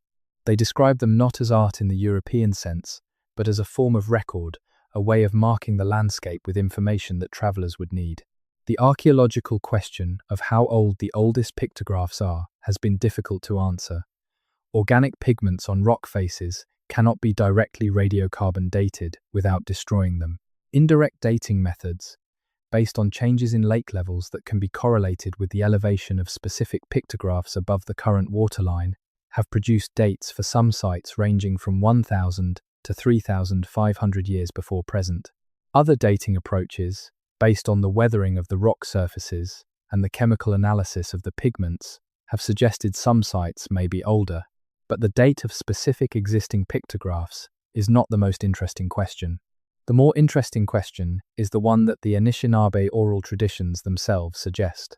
How long has this landscape been read and written by human communities who understood it as a knowledge system? The pictographs are not the beginning of that tradition. They are a specific form of it, developed at some point in the long history of human occupation of the Shield, building on knowledge practices that are certainly older. The oldest confirmed human occupation of the Shield dates to the retreat of the Laurentide ice sheet, roughly 10,000 years ago. Archaeological sites along the southern margins of the Shield have been dated to between 9,000 and 10,000 years before present, representing the earliest settlers of a landscape that had been under ice until recently. These early settlers were moving into a new landscape, one that had no accumulated human knowledge base, and they were developing that knowledge from scratch. By 5,000 years ago, the archaeological evidence suggests that the Shield had been continuously occupied for 5,000 years, and that the communities living there had developed a sophisticated understanding of its resources, its seasonality, and its transportation network. That is 5,000 years of cumulative knowledge accumulation, before the period that Paquette's earthwork evidence suggests was the height of the Laurentian interaction sphere. By the time the trade network connecting the Hudson Bay lowlands to the Great Lakes was at its most active, the people managing the Shield's waterway network had been refining their knowledge of that network for thousands of years. The precision of the routes they traveled, the efficiency with which they moved goods and people across the Shield, the accuracy of the geographic information encoded in their oral traditions, all of this was the product of millennia of accumulated experience. This accumulated experience was not personal. No individual lives long enough to accumulate 5,000 years of landscape knowledge. It was social. It was the product of a knowledge transmission system, as rigorous in its own terms as any academic discipline, maintained across generations by practices of observation, memorization, story, ceremony, and apprenticeship that ensured the knowledge was preserved and passed on accurately. The oral traditions that carried geographic knowledge were not casual narratives. They were formal records, maintained within specific social institutions, subject to correction and verification, designed to preserve specific information against the degradation that time always inflicts on imprecisely maintained records. The social institutions that maintained these records were sophisticated enough to do it over thousands of years. That sophistication was itself a form of civilization, as real and as complex as any based on written administrative records. Differing from the literate model in its technology, and its externalization of memory, but not in its fundamental commitment to preserving and transmitting knowledge across time. Here is something that most accounts of Canadian pre-contact history never mention. The trade routes of the Shield were not primarily about moving copper or obsidian or marine shells, important as those things were. They were primarily about moving information. Goods were the medium of exchange that made relationships possible. The relationships themselves were the point. A trade network that spans thousands of kilometers cannot function without mutual trust between the communities at its different nodes. Building and maintaining that trust requires contact, regular and sustained contact between the people who represent those communities. It requires shared ritual frameworks that create the social context for exchange. It requires political arrangements that guarantee the safety of travelers and the honoring of agreements. All of these are forms of information, and all of them traveled along the same routes as the copper and the obsidian. The waterways of the Shield were, in this sense, not just transportation routes, they were communication infrastructure. The knowledge that traveled along them was the knowledge that sustained the network. Geographic information about conditions further along the route. Information about which communities were currently at war with each other and which routes should therefore be avoided. Information about resource conditions in different regions that determined where travelers should go to find what they needed. Information about political changes that affected the terms of exchange. Information about new technologies, new ceremonial practices, new social arrangements that were being developed in other parts of the network.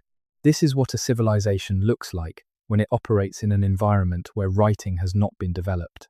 It looks like an oral information infrastructure, distributed across a landscape, maintained by the regular circulation of people and goods along established routes, encoded in physical features of the landscape and in the memories of knowledge holders who travel those routes and carry the knowledge of one community to another. It is invisible to observers who are trained to look for written records, bureaucratic structures, monumental architecture. It is perfectly visible to observers who understand what they are looking at. The Europeans who arrived in Canada in the 16th and 17th centuries did not understand what they were looking at. The fur trade, which became the economic foundation of early Canadian colonialism, was built entirely on Indigenous trade networks that already existed. The routes that French and then British traders followed into the interior were Indigenous routes guided by Indigenous people, connecting communities that Indigenous people had been connecting for centuries. The knowledge that made the fur trade possible was Indigenous knowledge. The organizational capacity that sustained it was, initially, Indigenous organizational capacity. What colonialism did to the fur trade was not, in the first instance, to replace this Indigenous system with a European one. It was to insert European capital and European trade goods into an existing system and redirect the surplus that system produced into European markets. The Indigenous peoples who participated in the early fur trade were not being integrated into a European economic system. They were extending their own existing trade networks to include new goods and new partners. The transformation from Indigenous economic logic to European economic logic happened gradually, unevenly, and in ways that varied enormously by region and by community. But the epidemic collapse changed the terms of that transformation in ways that cannot be overstated. When epidemic disease killed the knowledge holders who maintained the trade network, the network did not simply continue under new management. Knowledge cannot be transmitted by someone who is dead. Routes that had been traveled for generations became unmappable when the communities along them were destroyed. Social relationships that had taken centuries to build collapsed when the people who held them died in a decade. Ceremonial frameworks that had created the context for exchange became inaccessible when the specialists who performed them were gone. The fur trade continued, but it continued in a form that was increasingly dependent on European organizational structures, because the Indigenous structures that had made it possible were being destroyed faster than they could be rebuilt. This was not because European organizational structures were superior. They were adapted to different conditions, different scales, different relationships between economy and ecology. What they were, crucially, was present, backed by capital, and aligned with the political and military power that was simultaneously establishing colonial control over the landscape. The story of how this happened is not a secret. It is documented in detail by historians of the fur trade, of the Hudson's Bay Company, of the Northwest Company, of the politics of New France and British North America. What is less thoroughly documented, because it requires looking backward from the colonial period into the pre-contact period that the colonial record was not designed to illuminate, is the full complexity of what was being displaced. The fur trade built on ruins that it had not made, but that it relied on, ruins of a trade network that had been operating for thousands of years, ruins of a knowledge infrastructure that had sustained human communities in the Canadian landscape since the ice retreated. The ruins are still there. Under the peat, in the archives, in the oral traditions, in the rock-face pictographs above the waterline of the Shields Lakes, in the patterns of the landscape that 300 years of Canadian history have not entirely erased. They are there for anyone willing to look for them in the right way, with the right questions, with the right collaboration between the knowledge systems that are recovering the evidence and the knowledge systems that have never stopped knowing it was there. And what those ruins tell us, assembled piece by piece from the archaeology and the linguistics and the genomics and the oral traditions and the Jesuit relations and the hydrological surveys and the geophysical reports, is not a simple story. It is a complex story, as complex as any civilization's story is when you look at it honestly, without the simplifications that institutional convenience imposes. It is the story of a network of peoples who occupied and managed a vast and challenging landscape for thousands of years, who developed knowledge systems of extraordinary sophistication, who organized themselves in ways complex enough to sustain long-distance exchange and landscape management and political coordination across an area larger than Europe, who were connected to civilizations further south in relationships of mutual exchange and mutual influence, and who were destroyed not by the military superiority of the Europeans who arrived, but by the invisible catastrophe of epidemic disease that traveled ahead of European settlement and killed the knowledge holders before the knowledge could be recorded. The story of what was lost is a story about knowledge, about what happens when a knowledge system that took thousands of years to build is destroyed in a generation, about how long it takes for the physical traces of that knowledge to become visible again, about what it means for a civilization to persist in oral tradition, in landscape features, in genetic memory, in the patience of communities who knew that the official story was wrong and kept the real one alive until someone was ready to listen. That readiness is partial and imperfect. Canadian institutions are not, for the most part, rushing to rewrite the textbooks. The funding for the research that is recovering the evidence is still inadequate. The collaboration between academic researchers and Indigenous knowledge communities is still unevenly developed and unevenly respected. The political and legal stakes of fully acknowledging the complexity and sophistication of pre-contact Canada are still high enough that institutional resistance remains powerful. But the evidence keeps accumulating. The research keeps advancing. The oral traditions, maintained against extraordinary odds by communities whose right to maintain them was actively suppressed for a century, keep providing information that the archaeology keeps confirming. The landscape keeps speaking in a language that more researchers are learning to hear. The river is still the same river. The shield is still the same shield. The peat is still the same peat, preserving under its waterlogged surface the physical traces of a civilization that was building earthworks and managing landscapes and trading copper and maintaining oral information networks when the Roman Empire was at its height. We have been standing on this landscape for 500 years without understanding what was under our feet. The understanding is beginning, slowly, imperfectly, but genuinely. The lost civilization beneath Canada was never truly lost. It was overlooked. It was filed under anomalous and set aside. It was interpreted through frameworks built to find something else. It was waiting, in the patience that only landscapes and oral traditions and very old knowledge have, for the right questions. The questions are being asked now, and the answers are extraordinary. Somewhere in northern Ontario, under 2 meters of peat, a series of earthwork ridges runs for 300 meters along the edge of a lake that was a different shape 4,000 years ago. The ridges were built deliberately by people who understood the landscape well enough to shape it, who had reasons for shaping it where they did, who oriented it in relationship to the sky in ways that encoded information about time. The people who built them had names for them. They had stories about them. They had social and political relationships organized around them. They were part of a world that was as rich and complex and intentional as any world human beings have ever built. That world is not gone. Its traces are in the peat. Its knowledge is in the oral traditions. Its people are here, still living in this landscape, still carrying the knowledge of it that their ancestors spent thousands of years accumulating, still saying, clearly and consistently, that the history books have not told the truth about this place. Listen to the river. It remembers everything. There is a conversation that has been happening, quietly, at the edges of Canadian academic life for the better part of 30 years. It happens in the margins of conferences, in the email threads that circulate among a small group of researchers who have found each other across disciplinary lines. It happens in the field notes that accumulate in the filing cabinets of researchers who are not sure what to do with findings that do not fit the existing categories. It happens in the dialogues between academic researchers and Indigenous knowledge holders that have been slowly, tentatively, becoming more common since the Truth and Reconciliation Commission made collaboration a public expectation rather than a private option.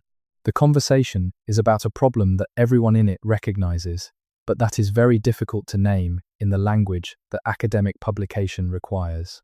The problem is this: the evidence for pre-contact complexity in Canada is not sparse, it is not ambiguous. It is not the product of wishful interpretation or fringe scholarship. It is abundant, it is multi-stranded, it is produced by multiple independent research programs using multiple independent methodologies, and it converges consistently on a picture of pre-contact Canada that is fundamentally incompatible with the picture that Canadian historical institutions have presented to the public for a century. The problem is not the evidence, the problem is the story.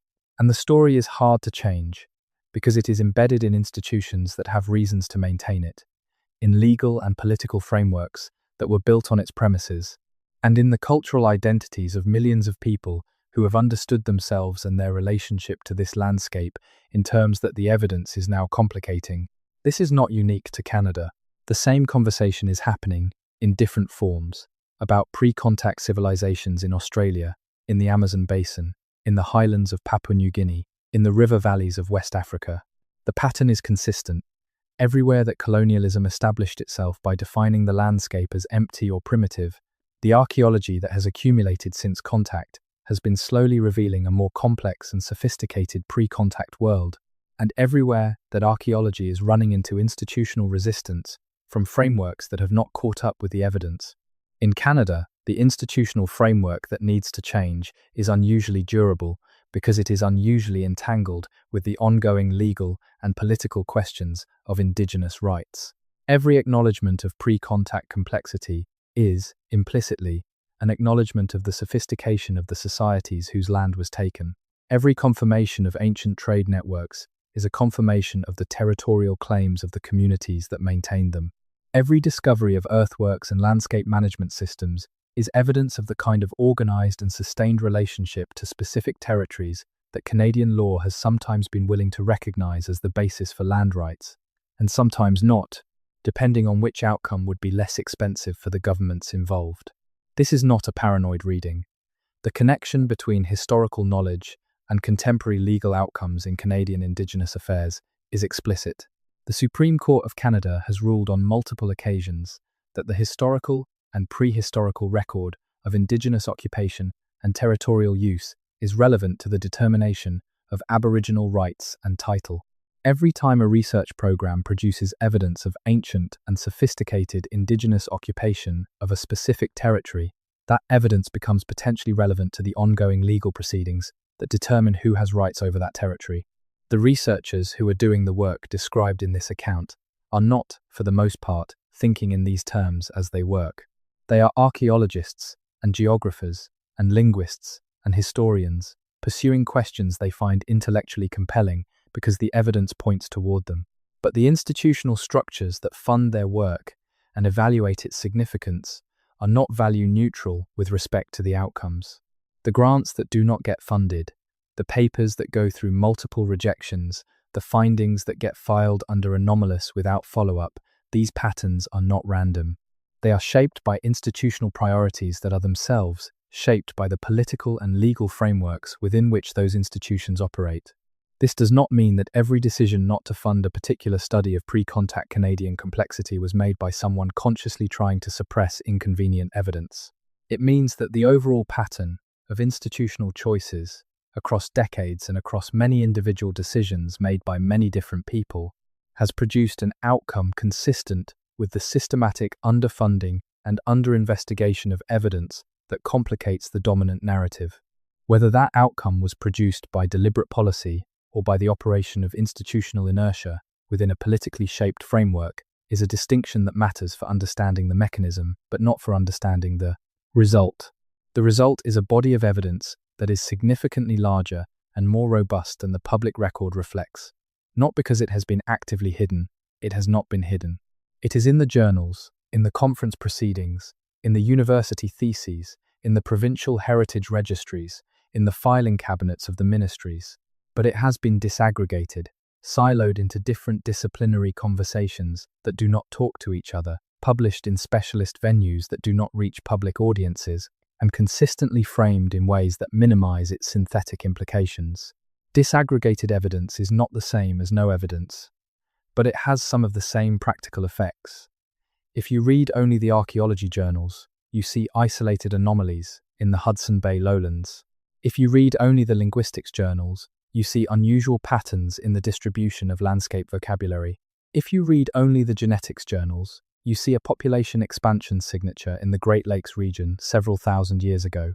If you read only the historical linguistics journals, you see evidence of extended contact between language communities across a large geographic area. Independently, each of these findings is interesting but inconclusive. Together, as Paquette and Holloway and Toutant and Lefebvre have been arguing for years, they are something much more significant. Synthesizing them requires crossing disciplinary lines that are institutionally maintained with considerable force. It requires the kind of long-term, multi-stranded research program that is very difficult to fund within the short-term project-based model that dominates academic research funding in Canada. It requires collaboration between academic researchers and Indigenous knowledge holders that is time-consuming, relationship-dependent, and not easily translated into the deliverables that funding bodies typically require. All of these are real obstacles. None of them are insurmountable. And the evidence on the other side of those obstacles is worth the effort of overcoming them. Because what the evidence says, assembled and synthesized, is this.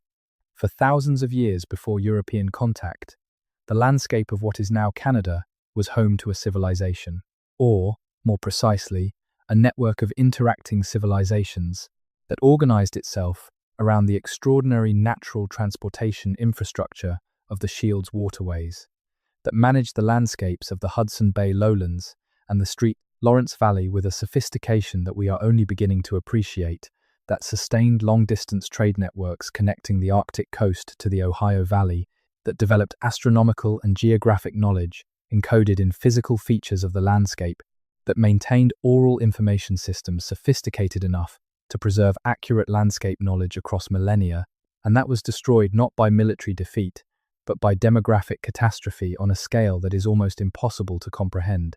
The civilization was not defeated, it was killed, by disease, before most of its history could be recorded by any observer who would have known what they were looking at. What remained after the killing was the land, shaped by thousands of years of management, and the oral traditions, maintained against extraordinary pressure by the survivors and the physical traces in the ground, waiting to be found by researchers who knew how to look for them.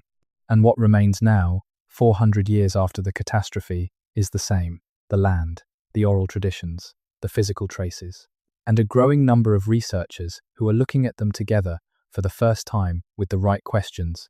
The answer is extraordinary. It is time to tell it. There is a spot on the north shore of Lake Huron, accessible by a gravel road that turns to mud in spring and freezes solid in winter, where the Canadian Shield comes down to the water in a series of low, rounded outcroppings that look, in the right light, at the right season, like a line of sleeping figures. The Anishinaabe have a name for this place that translates, approximately, as the place where the old ones rest. The name is not metaphorical. It refers to something specific in the landscape, something that has been there longer than living memory, something that the people who gave it its name understood to be significant.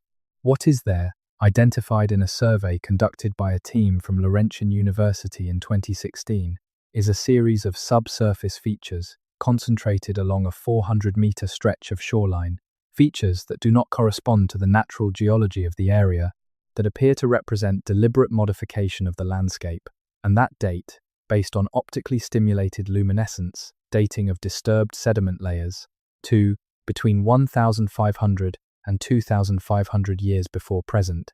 The Laurentian team published a preliminary report in a regional archaeological journal in 2018. The report was methodologically careful, presenting the findings without over-interpretation, noting the correspondence between the archaeological anomalies and the traditional knowledge of the place, recommending further investigation. The further investigation has not been funded. The preliminary report has not been cited by any subsequent major study of pre-contact occupation in the Lake Huron region. The place where the old ones rest is still there. The features are still there. The knowledge of what they represent is still there, in the oral traditions of the Anishinaabe people who have been looking after this place for generations. The researchers who found them, who confirmed with instruments what the traditions had been saying all along, are still waiting for the resources to learn more. This is the story of pre-contact Canada in miniature. Extraordinary evidence, carefully documented, consistently under-resourced, waiting for the synthesis that the evidence demands, but that the institutions have not yet found the will to support. The waiting is not forever. The evidence keeps accumulating. The researchers keep working, with the resources they have, and the institutional space they can carve out, and the collaboration with Indigenous communities that is becoming, slowly, a genuine partnership rather than an extractive relationship. One day, probably not soon, but sooner than the century of institutional silence might suggest, the synthesis will be complete enough that it cannot be filed under anomalous anymore. The picture will be clear enough that the textbooks will have to change. The story of what was here before will be told loudly enough that it becomes part of the public knowledge that shapes how Canada understands itself and its relationship to the land it occupies and the peoples who shaped that land for thousands of years before the settlers arrived. When that day comes, the story that will be told will be the story of a civilization as remarkable as any that has ever existed on this planet. Not because it built pyramids or wrote epics or developed abstract mathematics, though for all we know, it may have done some of these things in forms we have not yet learned to recognize, but because it sustained itself for thousands of years in a landscape of extraordinary difficulty, using knowledge of extraordinary sophistication, in forms of social organization complex enough to coordinate human activity across an area larger than any state that existed simultaneously in Europe. And because it did this in ways that were fundamentally sustainable, because the same landscape that was being managed 4,000 years ago is still capable of supporting life today, still retaining the ecological complexity that the managers of the Laurentian interaction sphere depended on, still preserving under its surface the physical evidence of the management that was done to it, in a condition that a century of industrial exploitation has damaged but not destroyed. The sustainability was not an accident. It was not a consequence of small population numbers or limited technology. It was a deliberate product of knowledge systems that understood the landscape deeply enough to manage it without destroying it. Knowledge systems that the peoples who developed them spent thousands of years refining. Knowledge systems that survived the epidemic catastrophe against extraordinary odds in the oral traditions of the communities whose ancestors developed them. Those communities are still here. The knowledge is still here. The landscape is still here, the evidence is accumulating, and the story, the real story, is beginning to be told. The river runs on. It has been running for longer than any record we have can say. Along its shores, and along the shores of the lakes it connects, and along the waterways of the shield that drain into it, human beings have been living and building and managing and knowing for as long as the land has been inhabitable. That knowledge did not die. It was damaged. It was suppressed. It was overlooked and underfunded and filed away and forgotten by the institutions that should have been protecting it. But it did not die. It is here, in the land, in the traditions, in the patient accumulation of evidence that is slowly, carefully changing the story. Listen to it. The peat holds the ridges hold the memory holds the civilization, and the civilization, despite everything, holds on. Sleep well. Tomorrow there is more to find. There is one more thing that needs to be said, and it is perhaps the most important thing. The lost civilization beneath Canada is not a story about the past alone, it is a story about the present. about what we know and what we do not know, about what we are willing to look for and what we are not, about the choices that research institutions make when they decide which questions are worth asking and which findings are worth following up. The researchers who have been doing this work are not conspiracy theorists. They are professional archaeologists and geographers and linguists and historians working within the conventions of their disciplines, publishing in peer-reviewed journals, submitting their findings to the evaluation of their colleagues. They are not claiming certainties beyond what the evidence warrants. They are following the evidence where it leads and documenting what they find. What they are finding is inconsistent with the story that Canadian institutions have told about the pre-contact past. That inconsistency is not a problem with the evidence. It is a problem with the story. The story needs to change. Changing it requires resources, money for fieldwork in challenging environments, time for the long-term relationships with Indigenous communities that collaborative research requires, institutional space for the interdisciplinary synthesis that the evidence demands. These resources have not been forthcoming in adequate quantities because the institutions that control them have not yet fully internalized the significance of what the evidence is saying. But the significance is there, and it is not diminishing. Every new survey that finds another earthwork anomaly in the Hudson Bay lowlands, every new linguistic analysis that reveals another pattern in the distribution of landscape vocabulary, every new ancient DNA study that confirms another population expansion signature, every new corroboration between an archaeological finding and an oral tradition adds to a body of evidence that will eventually be too large and too coherent to be explained away. The question is not whether the story will change. The evidence is too strong. The question is when and how, and at what cost to the living communities whose ancestors' history is at stake. The cost of getting there slowly is real.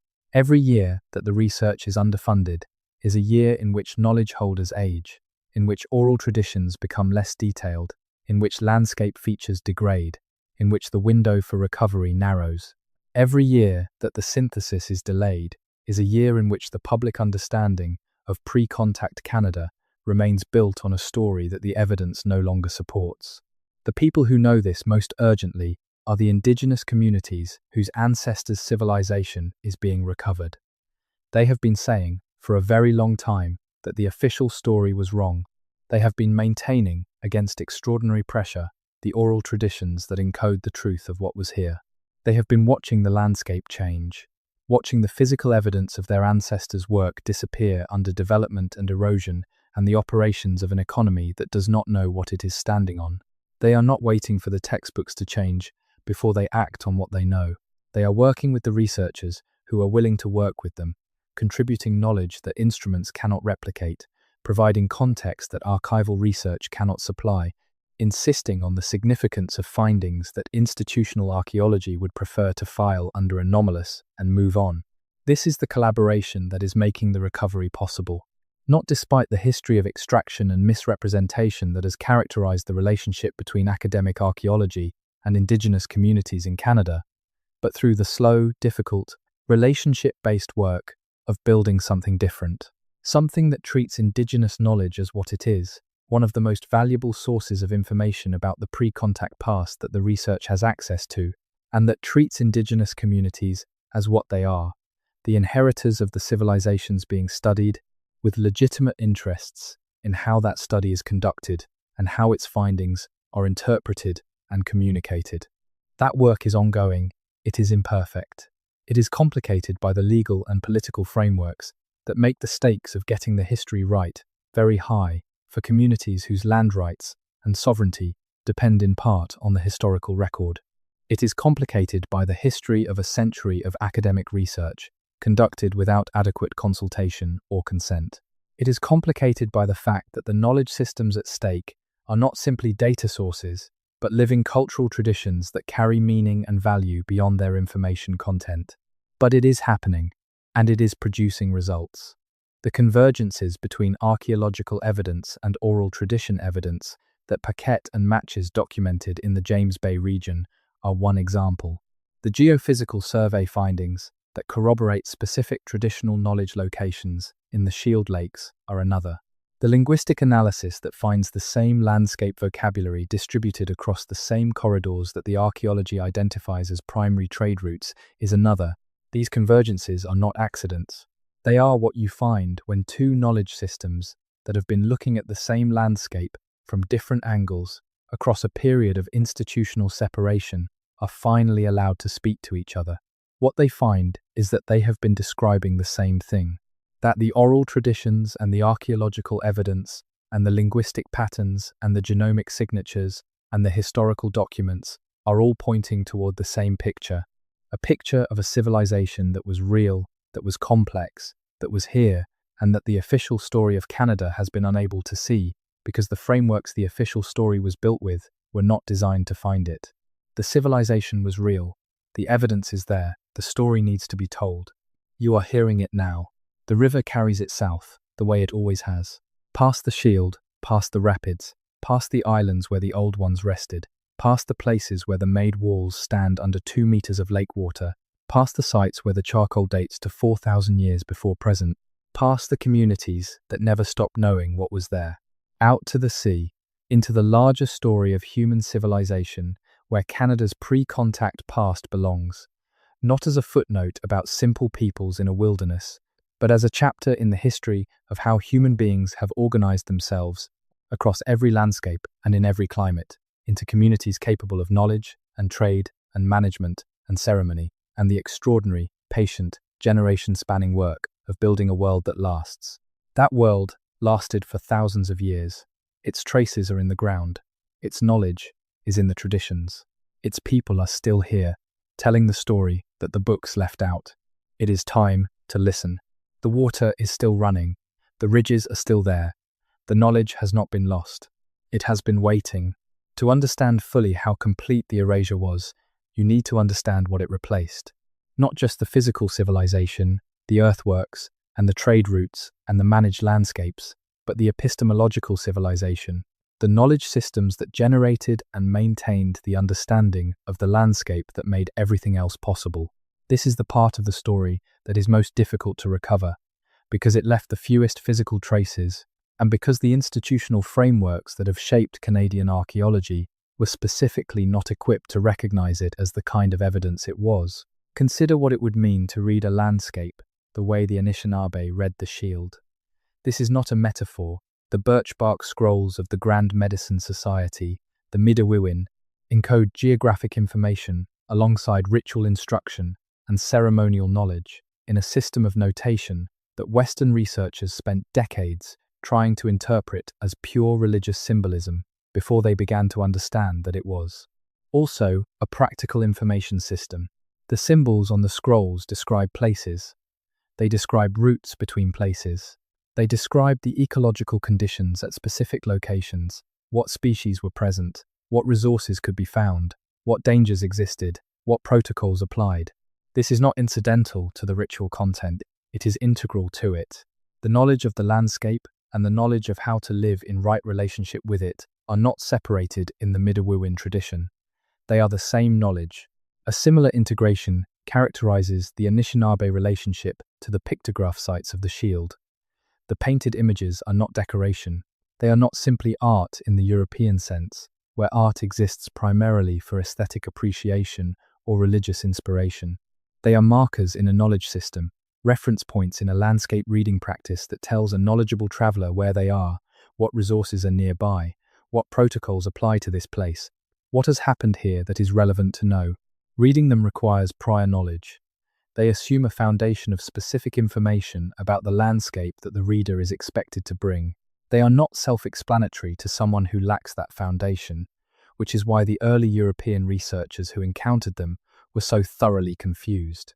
This integration of practical and ritual knowledge, of geographic information and social instruction, of ecological observation and cosmological understanding, is not a primitive confusion of different categories of knowledge. It is a sophisticated epistemological system adapted to the needs of communities that live directly in and from the landscape they inhabit. Keeping geographic knowledge in ritual form is not superstition. It is a preservation strategy. Knowledge encoded in ceremony is knowledge that will be repeated, reviewed, challenged, refined, and transmitted across generations within a social context that ensures its accuracy and its survival. The Midewiwin ceremony, which initiates members at multiple levels of knowledge, transmits landscape information in exactly this format. A member who advances through the levels of initiation acquires not just ritual knowledge, but geographic knowledge, ecological knowledge, knowledge about the relationships between specific places and specific resources, knowledge about the routes between places and the conditions that affect travel on those routes. By the time a practitioner reaches the higher levels of initiation, they have been systematically trained in a comprehensive knowledge base about a large geographic region, transmitted through a combination of ceremony, story, sung knowledge, graphic notation, and direct instruction. This is an educational system. It is a sophisticated one, adapted to the transmission of specific kinds of knowledge across generations without writing. It is the kind of system that a civilization would develop when it needed to maintain a large body of precise practical knowledge in a social context where writing is not available and where the knowledge holder cannot be replaced by a reference book. The Jesuit missionaries who encountered the Midewiwin in the 17th century did not recognize it as an educational system. They recognized it as a pagan religion that needed to be suppressed. The suppression was systematic and sustained, backed by the legal authority of the colonial state and later the residential school system. For more than a century, from the Indian Act provisions of 1884 that banned potlatches and other ceremonies, to the gradual relaxation of those provisions in the mid-20th century, the transmission mechanisms of the Midewiwin and similar knowledge systems were criminalized.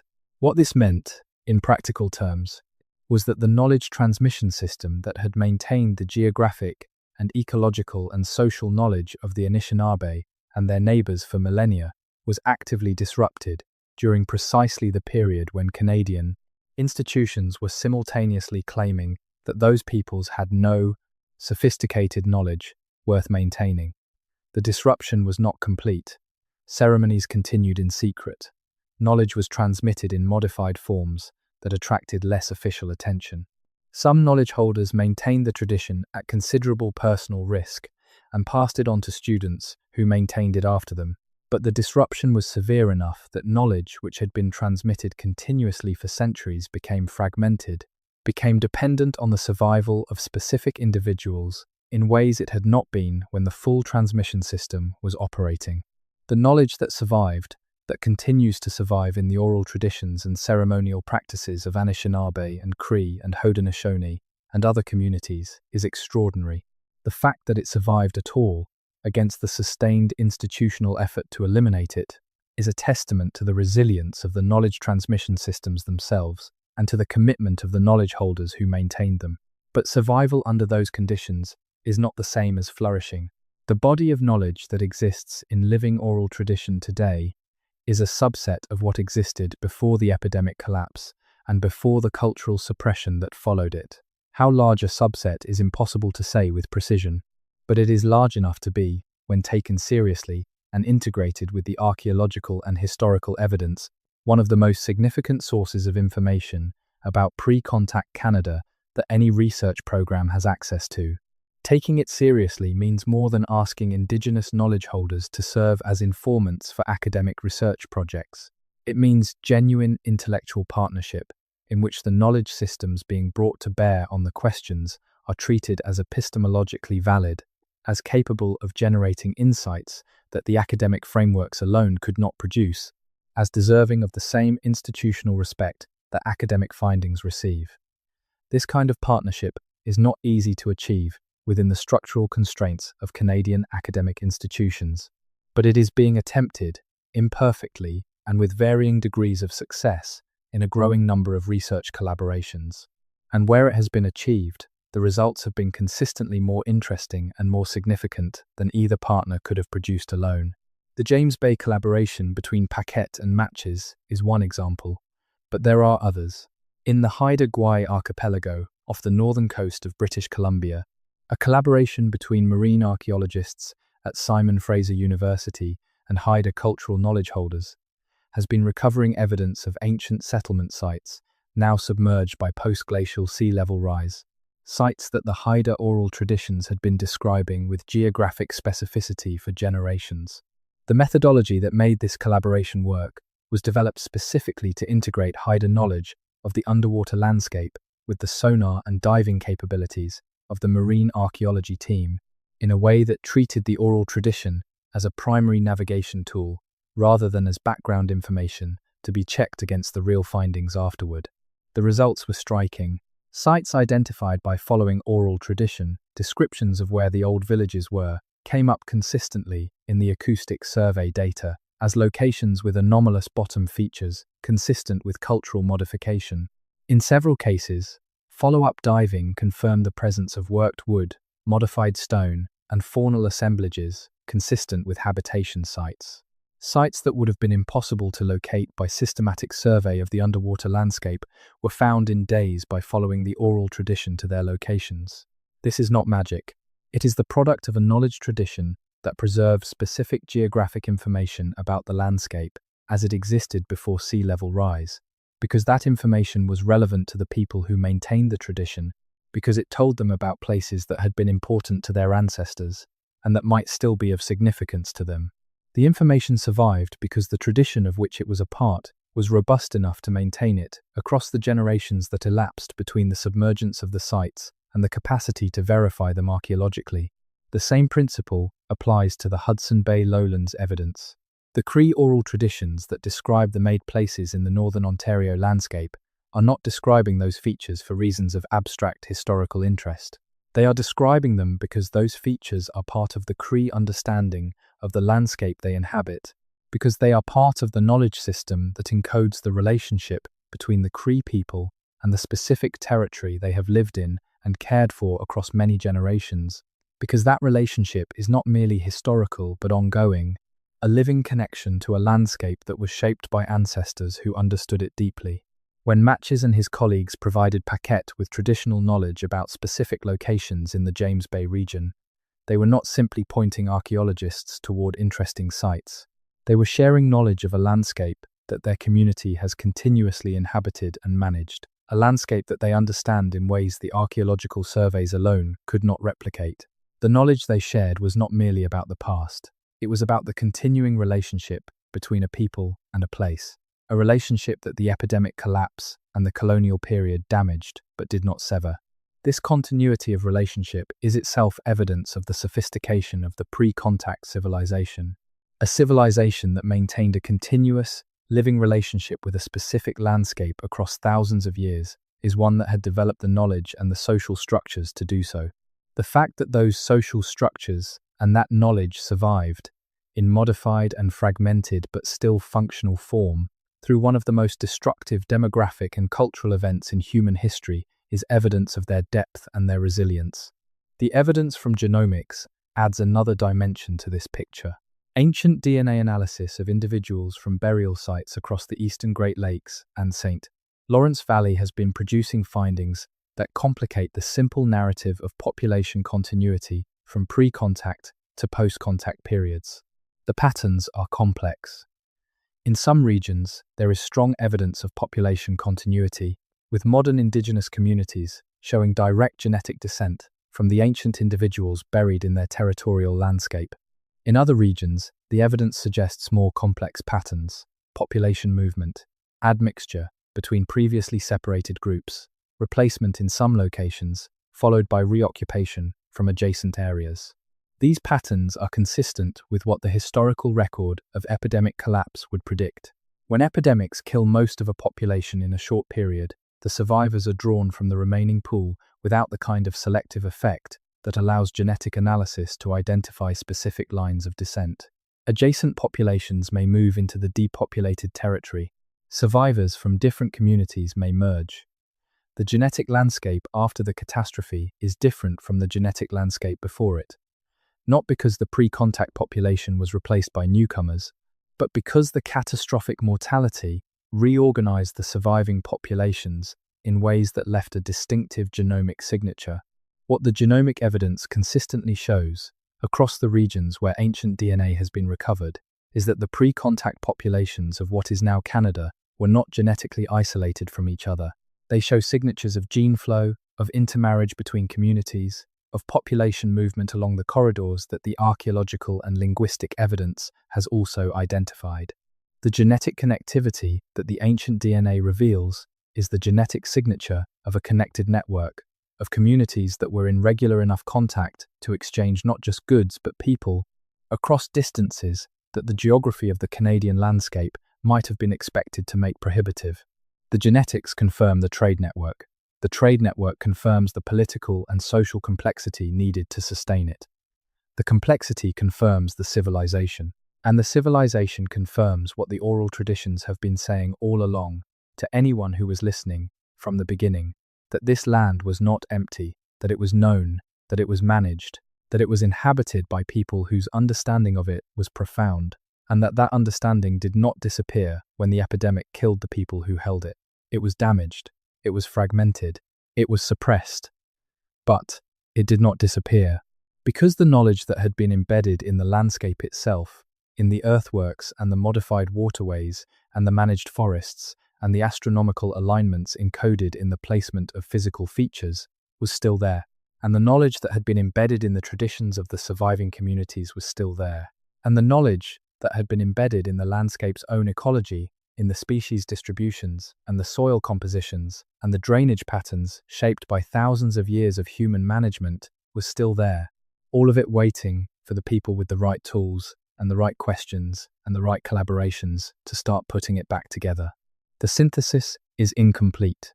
It will be incomplete for years, probably for decades. The research program is too young, too underfunded, too institutionally marginal to have produced the comprehensive picture that the evidence eventually demands. What exists now is a collection of converging threads, each credible in its own terms, each consistent with the others, each pointing toward the same general picture, but none of them complete enough to constitute the definitive account by themselves. This is how good science works, not by leaping to conclusions, but by accumulating evidence, testing it against alternative explanations, finding the interpretations that account for all of the evidence with the fewest assumptions, and revising those interpretations as new evidence comes in. The picture that is emerging from the accumulated evidence of the Hudson Bay lowlands and the Shield and the St. Lawrence Valley, and the genomic record and the oral traditions and the historical documents, is not speculative. It is based on real data, produced by real researchers, published in real journals.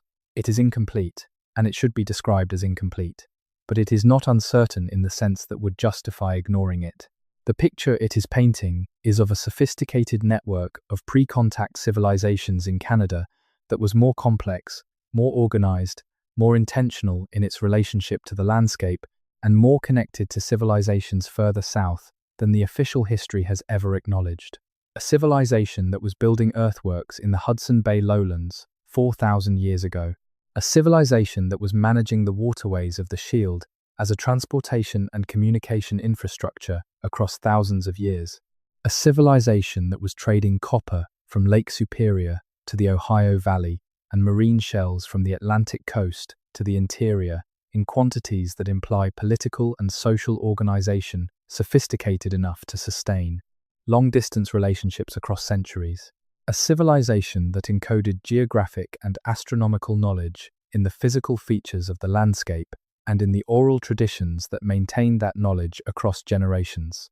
A civilization that was destroyed not by conquest but by disease, leaving behind the physical traces of its existence in the ground and the intellectual traces in the oral traditions of the peoples who survived. This civilization deserves to be known, not just by the academic researchers who are recovering its evidence, not just by the Indigenous communities whose ancestors built it and whose oral traditions have preserved its memory, but by the general public of Canada and of the world, who have been told, for too long, a story about this landscape that left out the most important chapter. The chapter is being recovered, slowly, imperfectly, but genuinely. The evidence is being assembled. The collaborations are being built. The frameworks are being revised. The questions are being asked. And the answers, when they come, will be extraordinary enough to change the way we understand not just Canadian history, but the history of human civilization itself. Because what is being recovered in Canada is not just a local story. It is evidence that the capacity for complex social organization, for long-distance trade, for sophisticated landscape management, for the sustained maintenance of knowledge across generations, is not the exclusive property of the few civilizations that happen to develop writing and leave written records. It is a human capacity. expressed in different forms in different environments, but present wherever human beings have had enough time in a specific landscape to learn it deeply. Canada's pre-contact peoples had that time. They used it. They built something remarkable. And the story of what they built and what happened to it is one of the most important stories this landscape has to tell. The river runs, the peat holds, the traditions survive, the researchers work, the story is being told. It begins, as it always does, with the land. To appreciate what was built in pre-contact Canada, it helps to understand what the land demanded of its inhabitants. The boreal forest and the Hudson Bay lowlands and the Canadian Shield are not forgiving environments. The winters are long and dark and cold in ways that make habitation difficult, even with modern technology. The growing season is short. The soils, where they exist, are thin and acidic. The landscape is dominated by water, by the thousands of lakes and rivers and wetlands that make it simultaneously rich in aquatic resources and challenging to travel across, and almost impossible to cultivate in the European agricultural sense. Surviving in this landscape, not just surviving but thriving, building communities that persisted across thousands of years, required knowledge of extraordinary depth and precision. You needed to know which plant species were edible and when, which were medicinal and how to prepare them, which were indicators of other resources, which were poison. You needed to know the behavior of every significant animal species in your territory, where they went in each season, when they were most accessible, how they responded to different hunting approaches, what their movements indicated about conditions further afield. You needed to know the waterways in extraordinary detail, which routes were passable at which water levels, which portages existed and what their conditions were, where specific camps offered safe water and shelter and where they did not. You needed to know the weather and the ice, when specific waterways were safe to travel and when they were not, how to read the signals that indicated coming change, how to prepare for conditions that could kill you in hours if you were unprepared. All of this knowledge was specific to specific places. The knowledge that allowed you to survive in the James Bay lowlands was not directly transferable to survival in the interior of Quebec or on the Shield or in the Upper Street, Lawrence Valley. Each environment had its own specifics, its own seasonal rhythms, its own species assemblages, its own hazards and opportunities. Learning a new landscape from scratch required years of direct experience. Maintaining knowledge of a large landscape across generations required the preservation and transmission of thousands of specific observations and their integration into a coherent system of understanding. This is a massive knowledge management challenge. It is not qualitatively different from the knowledge management challenges faced by complex literate civilizations. It is quantitatively comparable to them. The volume of specific, accurate, contextually integrated information that a knowledgeable Cree or Anishinaabe elder carries about the landscape they inhabit is not smaller than the volume of specific information that a trained professional in a literate civilization carries. It is different in form, organized differently, stored differently, transmitted differently, but it is not smaller, and in terms of its integration and its context sensitivity, it may be larger. The knowledge transmission systems that maintained this vast body of knowledge were themselves sophisticated social institutions. The apprenticeship systems through which young people learned the landscape from elders were not casual or informal. They were structured, extended, systematic processes that involved years of close mentorship, repeated exposure to the same knowledge in different contexts and different seasons, gradual increase in responsibility and independent application, and verification by the community of established practitioners. The social institutions that managed this process, the Maidwiwin and its equivalents in other knowledge traditions, were powerful and well-resourced institutions within their communities, commanding respect and maintaining standards of knowledge accuracy across generations. The knowledge that came out of this process was not just practical in the narrow sense. It was integrated with cosmological understanding, with ethical frameworks, with the understanding of the relationships between human communities and the larger community of living beings that shared the landscape. The Anishinaabe concept of Bima Adiziwin, the good life, is not a purely human concept. It describes a state of being in right relationship not just with other people, but with the land, the water, the animals, the plants, the spirits that inhabit specific places. The the broader community of beings within which human beings exist as one participant among many. This is not, as it has sometimes been characterized by observers trained in the traditions of Western rationalism, a primitive animism, or a confused blending of the natural and supernatural. It is a sophisticated ecological philosophy, one that encodes in its metaphysical framework the practical understanding that human survival in a specific landscape depends on maintaining the conditions that allow the landscape to continue producing the resources human beings depend on. The ethical obligation to live in right relationship with the land is not separable from the practical obligation to manage the land in ways that sustain its productivity. They are expressions of the same understanding, one in the language of relationship and obligation, one in the language of ecology and resource management. The earthworks of the Hudson Bay lowlands, the managed waterways of the Shield, the long-distance trade networks that connected the copper of the Great Lakes to the mounds of the Ohio Valley, all of these were expressions of the same understanding, not the imposition of human will on a passive landscape, but the active participation of human communities in the ongoing management of a living system of which they were a part. The ridges that directed water movement were not just engineering projects. They were expressions of a specific understanding of how water should move through the landscape for the benefit of all the communities, human and non-human, that depended on it. The copper objects that travelled thousands of kilometres along the trade routes were not just commodities. They were objects embedded in networks of relationship and obligation that sustained the social infrastructure of the civilization. To understand this is to understand why the civilization was so difficult to see. It was not organized along the lines that European observers expected a civilization to be organized. It did not have kings in the European sense. It did not have standing armies in the European sense. It did not have written laws in the European sense. It did not have markets in the European sense. It operated according to different principles of organization, principles grounded in the understanding of the landscape and the relationships that sustained communities within that landscape over the long term. Those principles produced a civilization that was, in many respects, more successful over the long term than anything European history has produced. A civilization that maintained itself for thousands of years in one of the most challenging landscapes on Earth, without depleting the resources it depended on, without destroying the ecological systems that sustained it, without generating the kinds of political instability that have repeatedly brought literate state-based civilizations to ruin. It is a civilization whose sustainability record, measured in millennia rather than centuries, is unmatched by any major civilization that developed writing and states and markets. This is not a claim that pre-contact Canadian civilization was perfect, or that its peoples were noble savages in the Rousseauvian sense. They were people. They had conflicts, political failures, episodes of resource mismanagement, periods of cultural change and social disruption. The archaeological record shows all of these things. What it also shows, across the thousands of years of occupation that the evidence is recovering, is a broad pattern of sustainable adaptation, of knowledge-based management that maintain the productivity of the landscape across the generations that occupied it.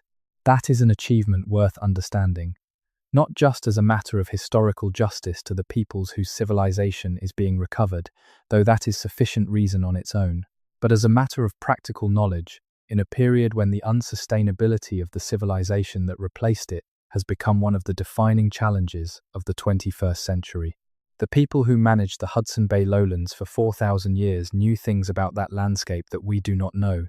The people who navigated the Shield's waterways for 10,000 years knew things about those waterways that our hydrological surveys are only beginning to recover. The people who managed the forests and the wetlands and the fish populations of the Street, Lawrence Valley for millennia, knew things about those ecosystems that our ecology is only beginning to understand. That knowledge is not fully recoverable. Too much was lost in the epidemic catastrophe and the cultural suppression that followed it. But what has survived, in the oral traditions and the landscape itself, and the growing body of archaeological and genetic and historical evidence, is more than has been recognized. And recovering it, integrating it into the ways we understand and manage the landscape of Canada, is not just a matter of historical interest.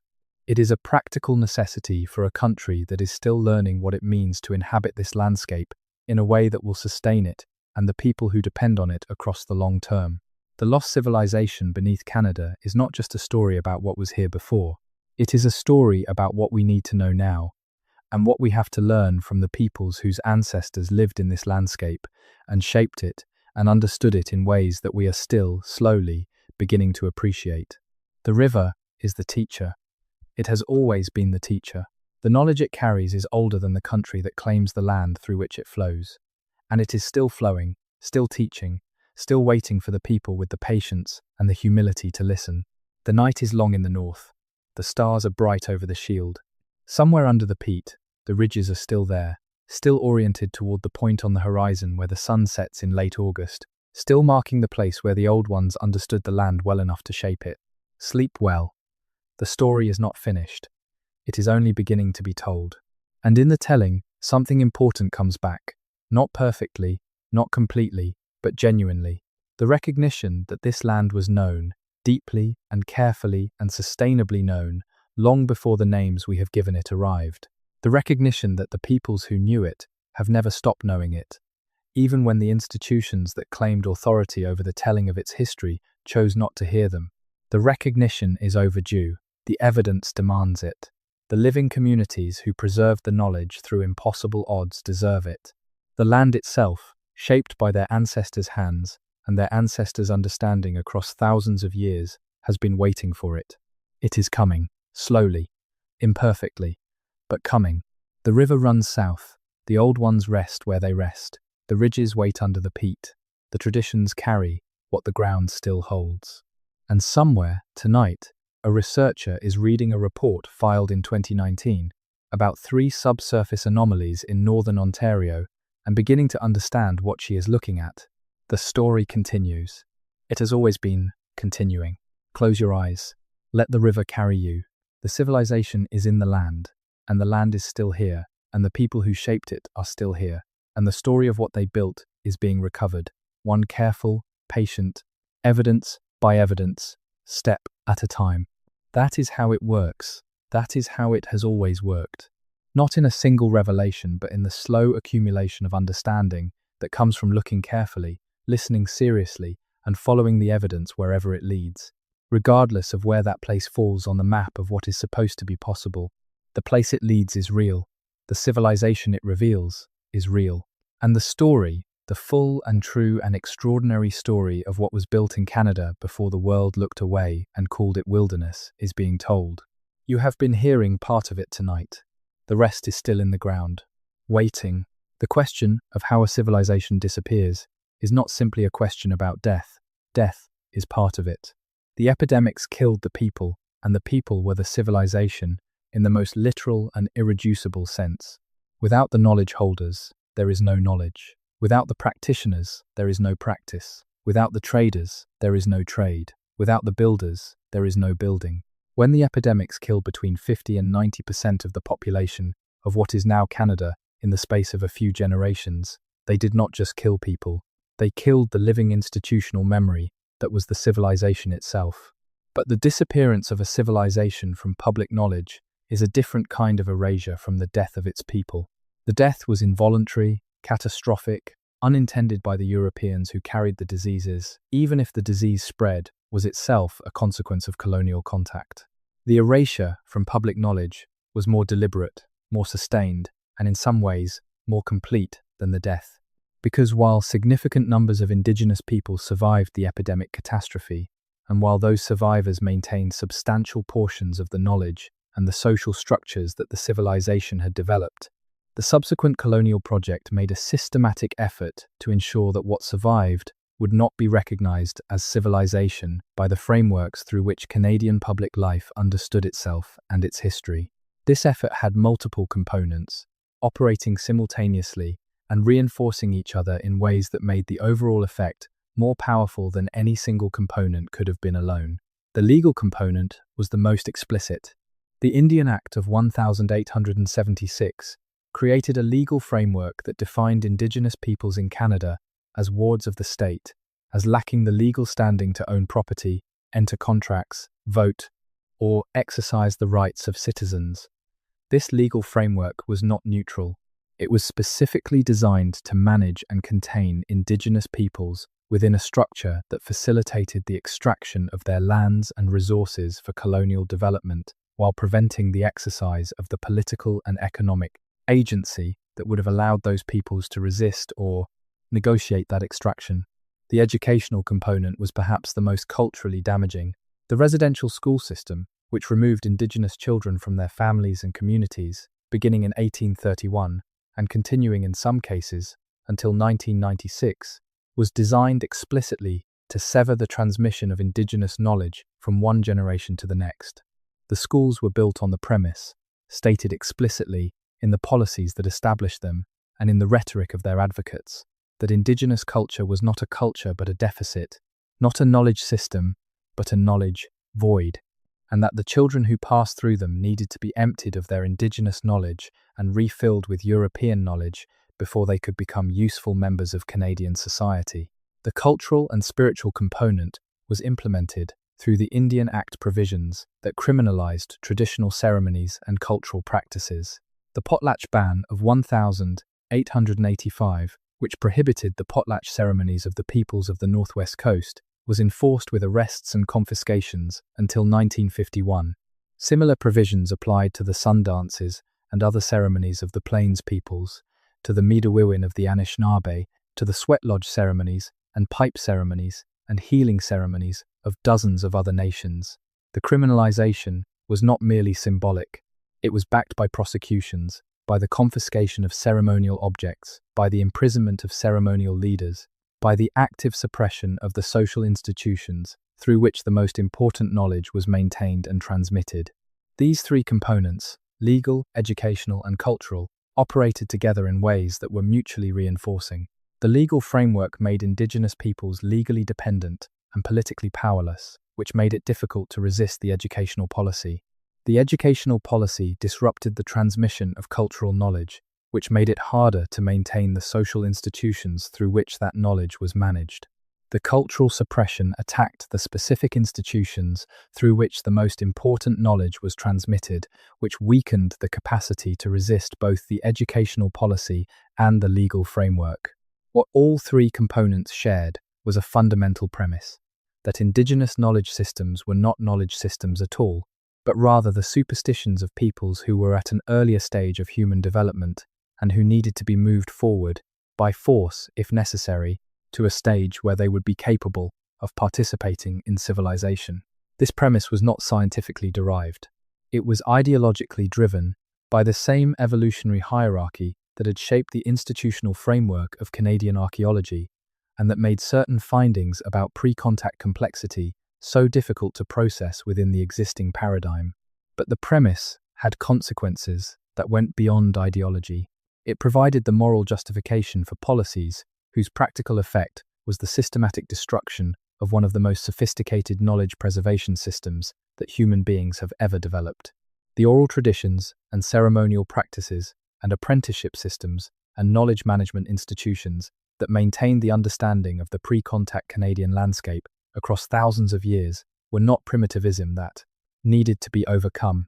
They were the product of thousands of years of intellectual and institutional development, as rigorous in their own terms as any academic discipline, and far more sustainable in their practical consequences. Destroying them was not progress.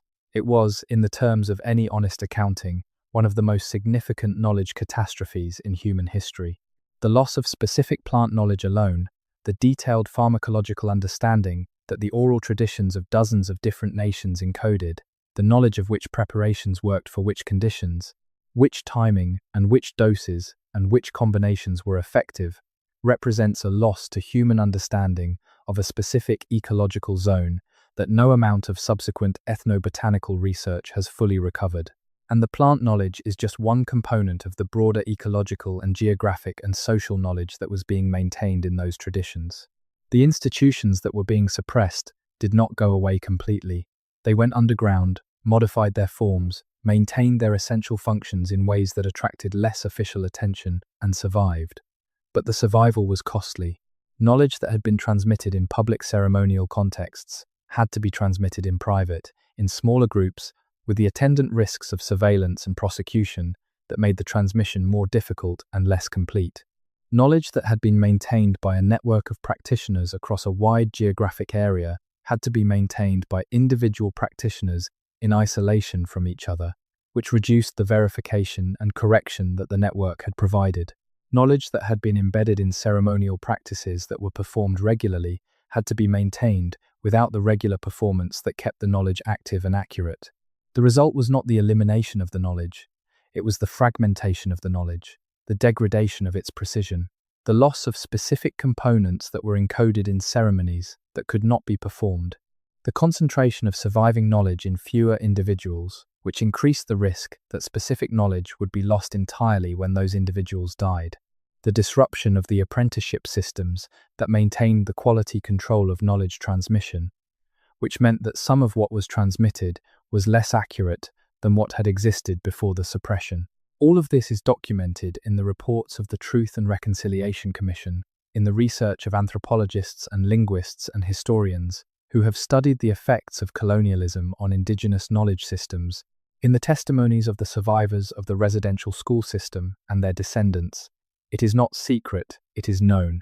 What is less well integrated into the public understanding of Canadian history is the full significance of what was lost, not just cultural heritage in the abstract sense, but specific, practical, irreplaceable knowledge about a landscape and how to live in it sustainably over the long term. The recovery of that knowledge, whatever fraction of it can still be recovered, is one of the most important intellectual and ecological projects that Canada faces, and it is connected directly to the recovery of the archaeological evidence of the pre-contact civilization, because the oral traditions that encode the knowledge are also the oral traditions that describe the earthworks, that name the made places, that preserve the geographic information about the managed landscapes. You cannot recover the knowledge without taking seriously the traditions that preserve it. And you cannot take seriously the traditions that describe made places and old roads and places where the old ones rested without also taking seriously the possibility that those descriptions are accurate, which means being willing to go look for what they describe.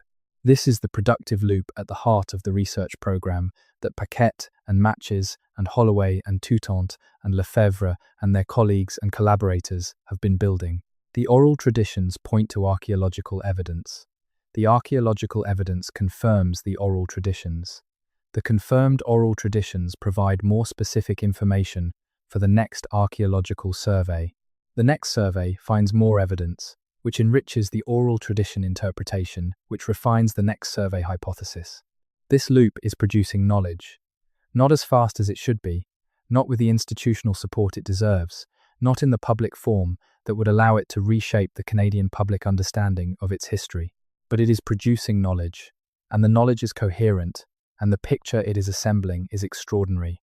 The picture is of a civilization that was older than most of what Canadian history books describe as the significant pre-contact period, that was more complex and more organizationally sophisticated than the official story has acknowledged, that was connected to civilizations further south in relationships of mutual exchange and influence that have not been adequately described, that was destroyed by a demographic catastrophe whose scale and whose cultural consequences have not been fully reckoned with, and that survived, in fragmented and suppressed but genuine form, in the oral traditions and ceremonial practices and landscape knowledge of the peoples who are still here, still inhabiting the landscape their ancestors shaped, still carrying the knowledge their ancestors spent thousands of years developing.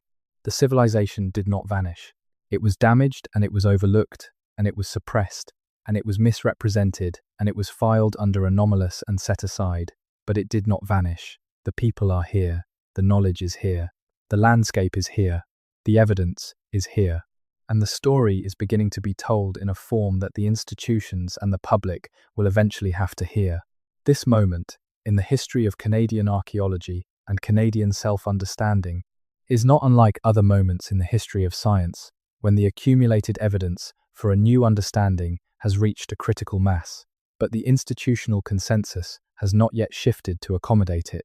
These moments are not comfortable. They are characterized by the tension between the evidence and the frameworks, by the resistance of those whose professional and institutional identities are invested in the existing frameworks, and by the gradual, often generational, process by which the new evidence finally produces a new consensus.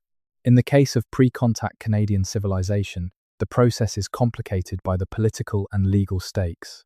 The evidence is not just academically inconvenient, it is legally relevant to ongoing claims by Indigenous nations for recognition of their rights to specific territories.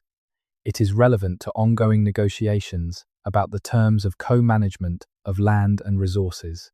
It is relevant to the broader political question of the legitimacy of Canadian sovereignty over a landscape that was, as the evidence increasingly shows, home to sophisticated civilizations for thousands of years before European contact. These stakes mean that the institutional resistance to acknowledging the evidence is not purely a matter of scientific conservatism. It is also a matter of the political and legal consequences of the acknowledgement. Institutions that recognize the pre-contact complexity will face demands, legitimate demands, to revise the frameworks within which they operate in ways that give greater weight to the claims and the knowledge of the peoples whose ancestors built the civilization being recognized. This is not a reason to suppress the evidence. It is a reason to acknowledge it carefully, with attention to the practical consequences of the acknowledgement and the process by which those consequences are managed. But the management of consequences is not served by the pretense that the evidence does not exist.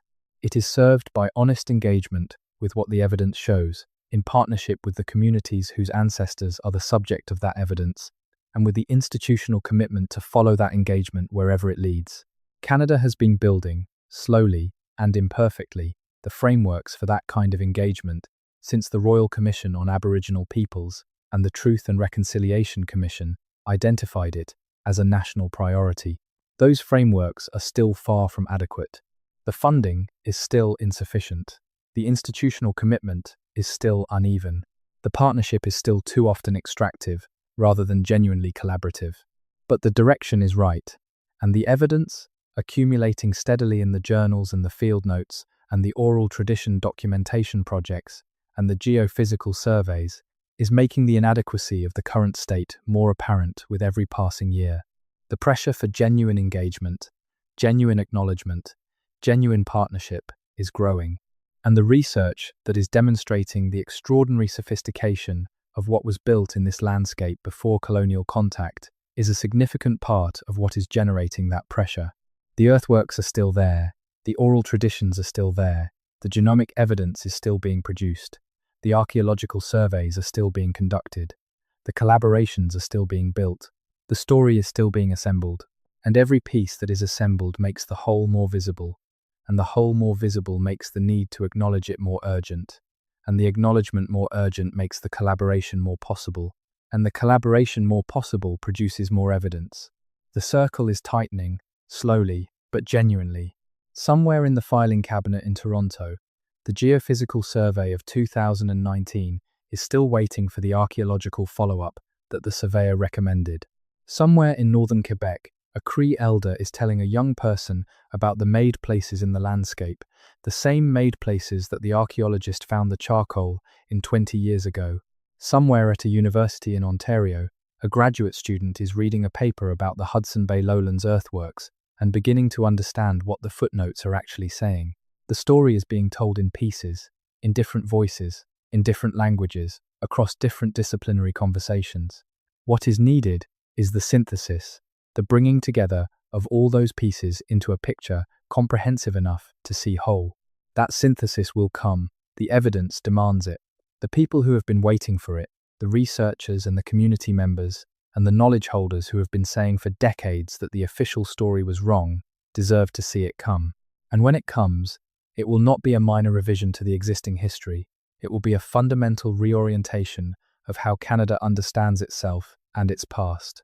It will be the acknowledgement that this land was not empty, that the people who lived here were not primitive, that the civilization they built was real and complex and sophisticated and valuable, and that the story of what happened to it and to them is one that Canada needs to reckon with honestly if it is to be what it says it wants to be. That reckoning is beginning. The evidence is the beginning of it. The research is the beginning of it. The collaborations are the beginning of it.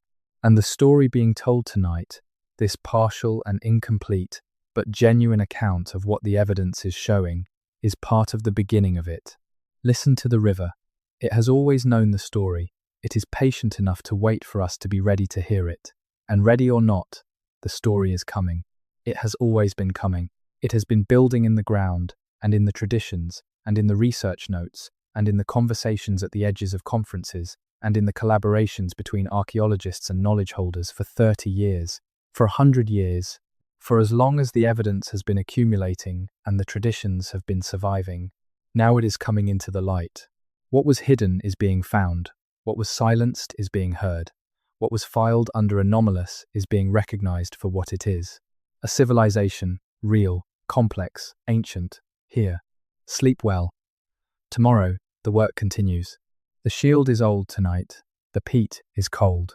The stars are the same stars that the old ones watched from the ridge 4,000 years ago, when the lake was a different shape and the forest had not yet grown back over the earthworks, and the sky meant something specific to people who had spent their whole lives learning to read it. They read it carefully. They built their world in relationship to it. They maintained that world for thousands of years in a landscape that would have defeated a civilization that did not understand it. They understood it. We are learning to understand what they understood, slowly, imperfectly, but with the help of the people who never stopped carrying the knowledge and the landscape that never stopped carrying the evidence. The story is real, the civilization was real, and the land, patient as it is ancient, has been waiting for the moment when someone would be willing to say so clearly. That moment is now. The river knows it. The peat knows it. The stars that align with the ridge know it. And the people whose ancestors built the ridge have always known it. Now we know it too. Rest.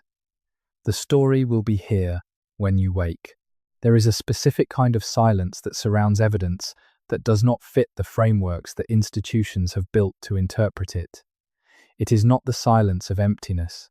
It is the silence of fullness, of a filing cabinet that is full of reports that no one has been authorized to act on, of a journal that has published findings that no one with the resources to follow up has been assigned to follow them up, of a discipline that knows there is something there but has not yet found the language to bring it fully into its public discourse.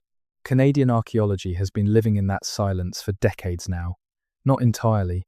There have been voices, persistent and credible voices, arguing that the silence was wrong and that the evidence demanded attention. But the voices have been working against institutional inertia of considerable mass, and the silence has been more powerful than the voices for most of the period since the evidence began accumulating. What is changing, and it is changing, is the mass of evidence itself. The more evidence there is, the harder the silence becomes to maintain.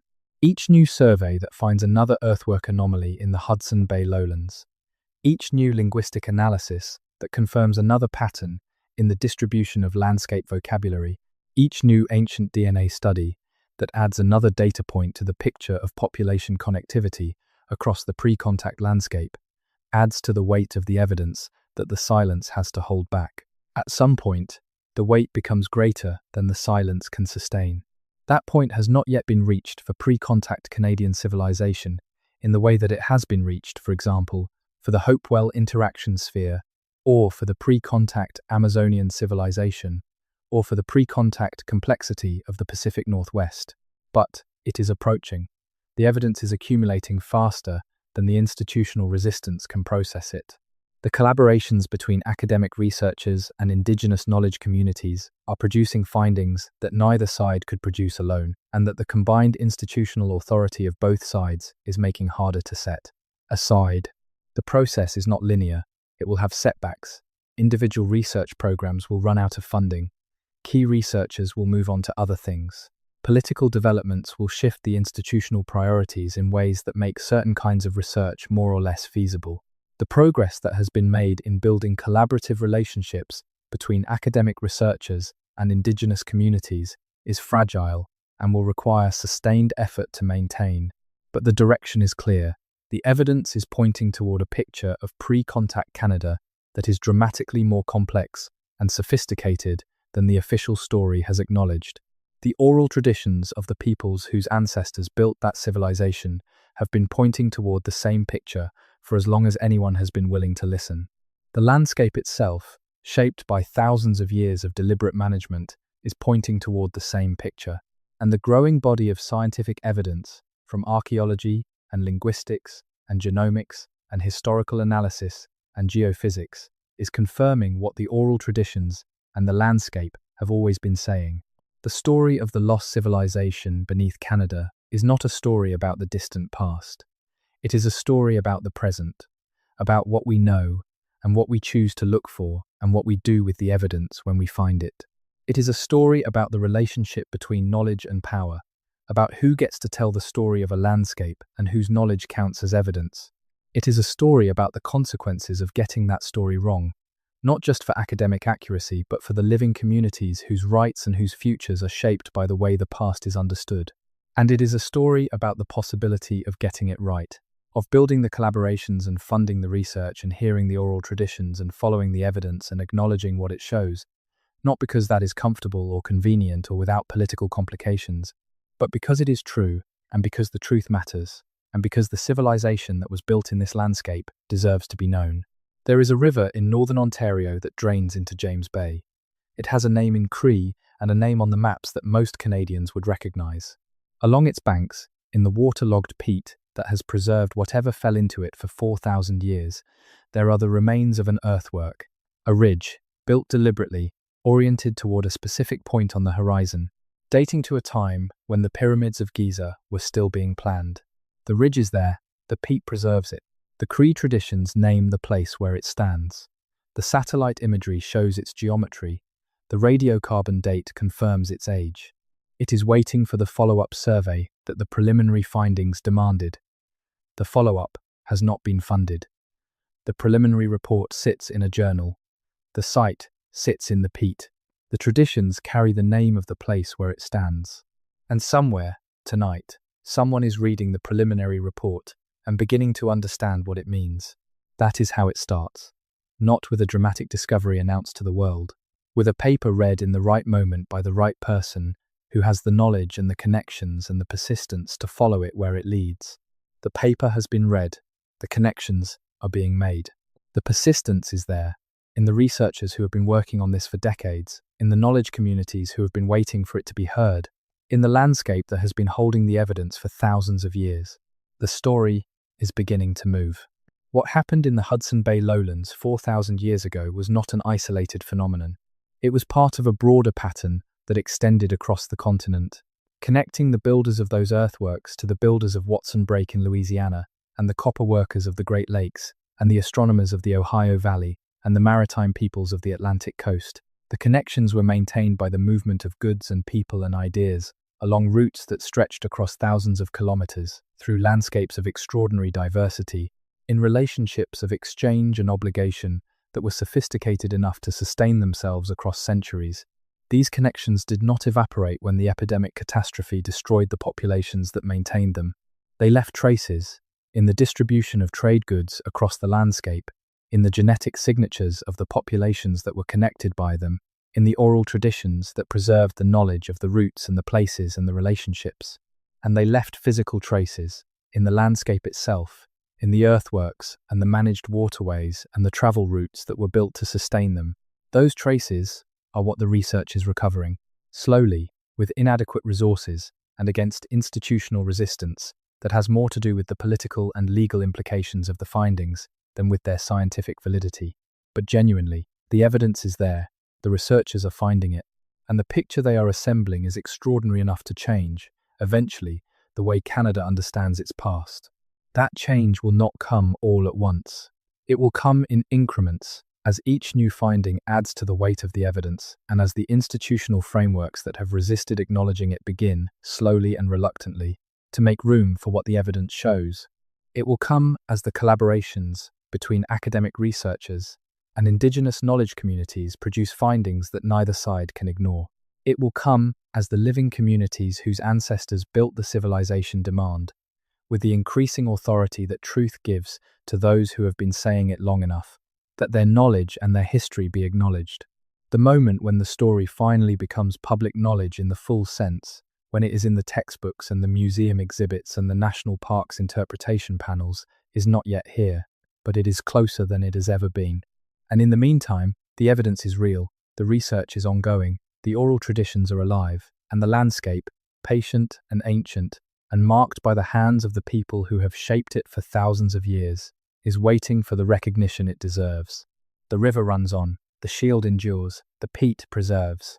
The stars maintain their ancient positions, unchanged by the civilizations that have risen and fallen beneath them, unchanged by the institutional frameworks that have tried to define what is worth knowing about the landscape those civilizations inhabited. The old ones built on this land because they knew it.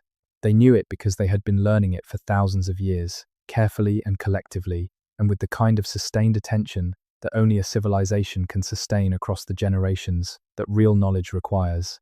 They built the ridges and the managed waterways and the travel routes because they understood what the landscape needed from human beings who wanted to live in it well and sustainably over the long term. That understanding was real. The civilization that embodied it was real. The traces it left are real. And the people who carry the knowledge of it forward in their oral traditions and their ceremonial practices and their understanding of the landscape they inhabit are real. What has been false is the story that said otherwise. That story is being corrected. It will take time. It will take resources and will and institutional courage, but it is being corrected. And in the correction, something important is being recovered. Not just historical knowledge, not just the acknowledgement of a civilization that deserves to be acknowledged, but the recognition that the landscape of Canada has been known and managed and cared for, with extraordinary sophistication and extraordinary sustainability, for far longer than the official story has ever acknowledged. That recognition matters for the past, and it matters, perhaps even more urgently, for the future. The knowledge systems that managed this landscape sustainably for thousands of years are not irrelevant to the challenges of managing it now. The people who carry those knowledge systems are not marginal to the decisions that will determine what this landscape looks like 100 years from now. The civilization that was built here is not a historical curiosity. It is a living inheritance, carried by living people, relevant to living challenges. Acknowledging it honestly, supporting its recovery and its continuity, building the genuine partnerships that allow its knowledge to be integrated into the ways that Canada manages its landscape and makes decisions about its future is not just a matter of historical justice. It is a matter of practical intelligence. The land has always known this. The people who have always known the land have always known this. The research is beginning to show that the evidence has always known this. What remains is for the institutions and the public discourse to catch up. That catching up is the work of this generation and the generations that follow. It will not be easy, but it is necessary. And the evidence, extraordinary in its coherence and its implications, is making it more necessary with every passing year. The lost civilization beneath Canada was never truly lost. It was waiting, in the peat, in the traditions, in the records that nobody synthesized, in the evidence that kept accumulating while the frameworks that should have processed it remained unchanged. The waiting is not quite over, but it is ending. Close your eyes. Let the river carry you through the night. Tomorrow, there is more evidence to find, more traditions to hear, more collaborations to build, more of the story to recover. Tonight, rest in the knowledge that the story is real, and the civilization was real, and the land remembers, and the people remember, and the evidence is there, waiting in the patient dark of the Hudson Bay lowlands, for the follow-up that will finally bring it fully into the light. The stars are the same stars, the river is the same river. The knowledge is older than any name we have given this land. Sleep well, it has been here all along, and it is still here, tonight, in the dark where the ridges wait under the peat, in the voices of the elders who kept the names and the stories, in the careful notes of the researchers who followed the evidence where it led, and in the vast and patient landscape of Canada itself, which has always known what was built upon it, and within it, and with the knowledge of it, long before the word Canada was written down. The civilization is not lost. We are only just learning to find it. And the finding, when it is complete, will be one of the most remarkable stories in the history of human beings on this planet. Listen to the river. It knows. It has always known. There are specific places in Canada where the evidence is not buried or inaccessible, where it is visible to anyone who knows what to look for, where the landscape itself, in the clarity of what it presents, makes the argument more powerfully than any academic paper could make it. These are places where the pre-contact civilization left marks that even the most conservative framework cannot categorize as natural, and they are places where the oral traditions of the peoples who have always lived near them have been providing the context for those marks for as long as anyone has been recording the traditions. One of these places is in the Georgian Bay region of Ontario, where the eastern shore of Lake Huron gives way to a landscape of thousands of islands, of narrow passages and deep inlets, of shorelines that shift their character within a few meters. From exposed granite to sheltered bay to rich wetland, the Anishinaabe have inhabited this landscape for as long as their traditions reach, which is to say, since before the time when the oral traditions keep specific events in their names. The Huron-Wendat, who were the people Cartier and Champlain encountered when they came up the street, Lawrence, had been living in and around the Georgian Bay for centuries before European contact, growing corn and beans and squash in fields around their villages, fishing the bay's extraordinary richness of walleye and lake trout and whitefish, trading with communities further north and west through the network of relationships that sustained the regional exchange system. In the waters of Georgian Bay, and in the waterways connecting it to Lake Simcoe and the Trent River system and the Ottawa Valley, there are landscape features that have been known to the Anishinaabe and Huron-Wendat for as long as those peoples have been in the region. Modified shorelines, stone weirs in river mouths, cleared passages between islands, elevated ridges connecting inland lakes to the bay. The features are documented in the ethno-historical record, in accounts from the early contact period that describe Indigenous peoples navigating and using them, and in the oral traditions that name them and explain their origins and purposes. What the features share is a characteristic that distinguishes them from natural formations. They are in the right place. They are not randomly distributed across the landscape. They are at the points where they would be most useful to a system of transportation and resource management, where the passage between two bodies of water is narrowest and therefore most amenable to modification, where the shoreline configuration creates the conditions for a weir to function most efficiently, where an elevated position provides the best sightlines for navigation.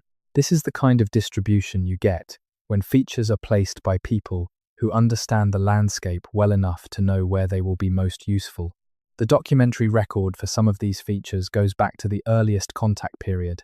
Samuel de Champlain, travelling through the Georgian Bay region in 1615, described landscape features that his indigenous guides used and understood in ways that suggested they were pre-existing infrastructure rather than improvised responses to immediate conditions. He described cleared passages between islands in terms that suggested they were recognized travel routes rather than temporary paths. He described fishing weirs that were clearly well-established structures, not newly built. He described camps at specific locations in terms that suggested those locations had been used for generations. Champlain was not thinking about pre-contact civilization when he wrote these descriptions. He was writing a practical account of his travels, noting the features of the landscape that were relevant to navigation and resource availability. But the descriptions are there, in his journals, providing documentary evidence from a 17th century European observer of a managed landscape that had clearly been managed for a long time before his arrival. The features Champlain described have not all survived. 300 years of development and modification have altered the Georgian Bay landscape significantly, but enough remains, documented in combination with the archaeological surveys that have been conducted in the region over the past several decades, to confirm that the landscape was more extensively modified than Champlain's descriptions alone would suggest. Archaeological survey in the region has identified dozens of locations with subsurface features inconsistent with natural formation, distributed in the patterns consistent with a managed transportation and resource extraction system. Most of these features have not been excavated. The funding for systematic excavation in the Georgian Bay region has been primarily directed toward the Huron-Wendat village sites of the contact period, because those sites address the historical questions that the institutional framework has defined as significant. The pre-contact landscape modification features have been documented and largely set aside, noted as requiring further investigation, never prioritized for the investigation they require. This pattern is familiar. It is the same pattern that has characterized the treatment of the Hudson Bay lowlands evidence, the James Bay evidence, the Shield Lake evidence, and every other body of pre-contact complexity evidence in Canada. The finding is made, the preliminary documentation is completed, the follow-up is recommended, and the follow-up does not happen because the follow-up is not prioritized, because the findings are anomalous within the framework that defines what is worth prioritizing. The Georgian Bay case has one additional feature that makes it particularly instructive about the nature of the institutional resistance. The Georgian Bay landscape is not remote. It is not inaccessible. It is a major tourist and recreational destination that millions of Canadians visit every year. It is extensively developed, with cottages and marinas and provincial parks and tourist infrastructure distributed across the same islands and shorelines that the pre-contact landscape modification features occupy. The development has in some cases destroyed or obscured the features, but it has also, in a peculiar way, made them more visible, because the people who develop property in the Georgian Bay need to understand the landscape's hydrology and topography and subsurface geology, and the reports they commission sometimes note features inconsistent with natural formation that the property development literature would not flag as archaeologically significant, but that someone looking for pre-contact landscape modification would recognize immediately.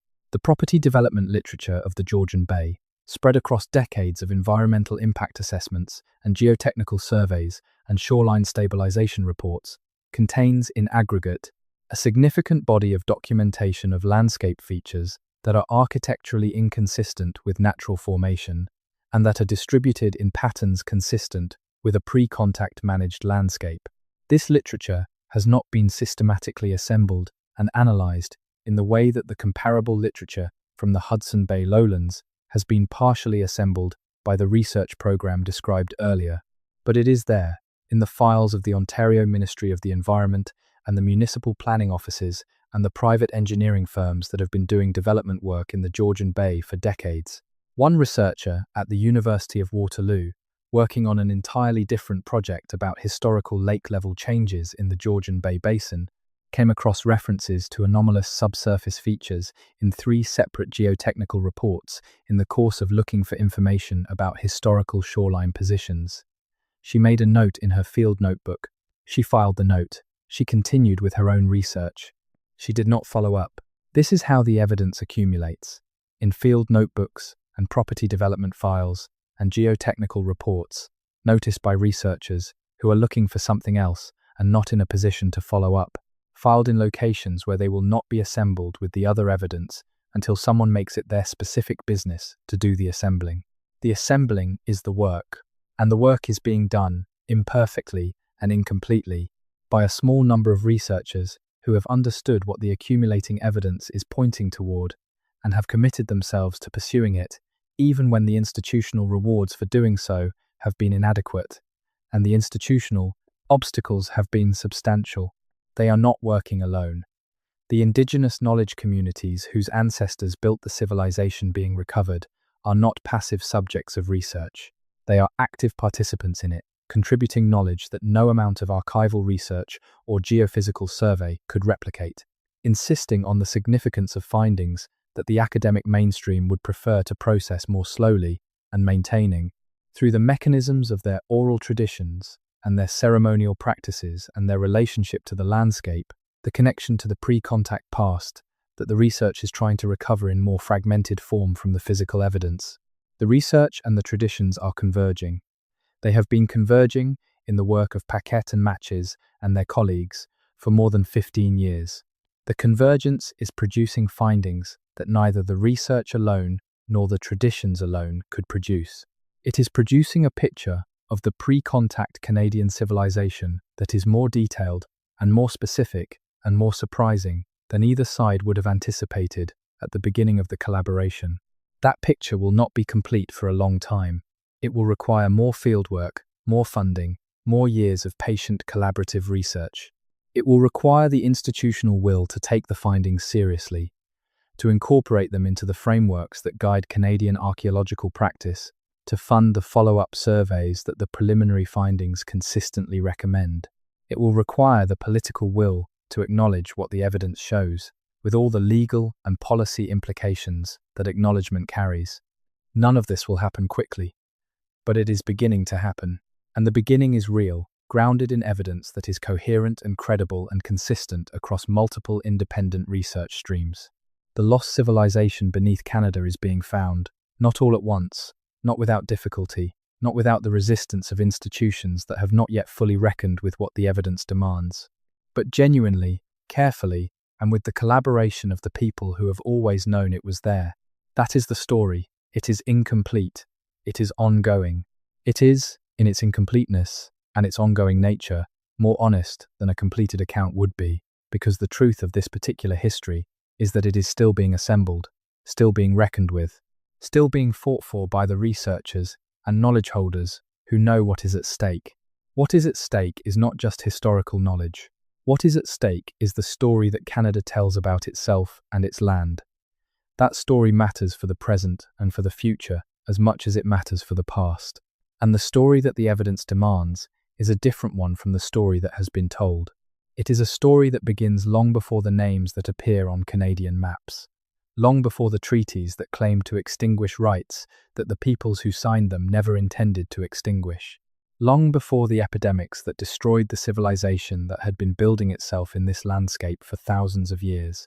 It begins with the land, with the ice retreating and the rivers forming, and the forests establishing themselves in the newly exposed landscape, with the first human beings moving into that landscape, carrying the knowledge of how to survive in it that they had brought from the south, and beginning the long process of accumulating the specific knowledge of this specific landscape that would, across thousands of years, constitute the foundation of a civilization.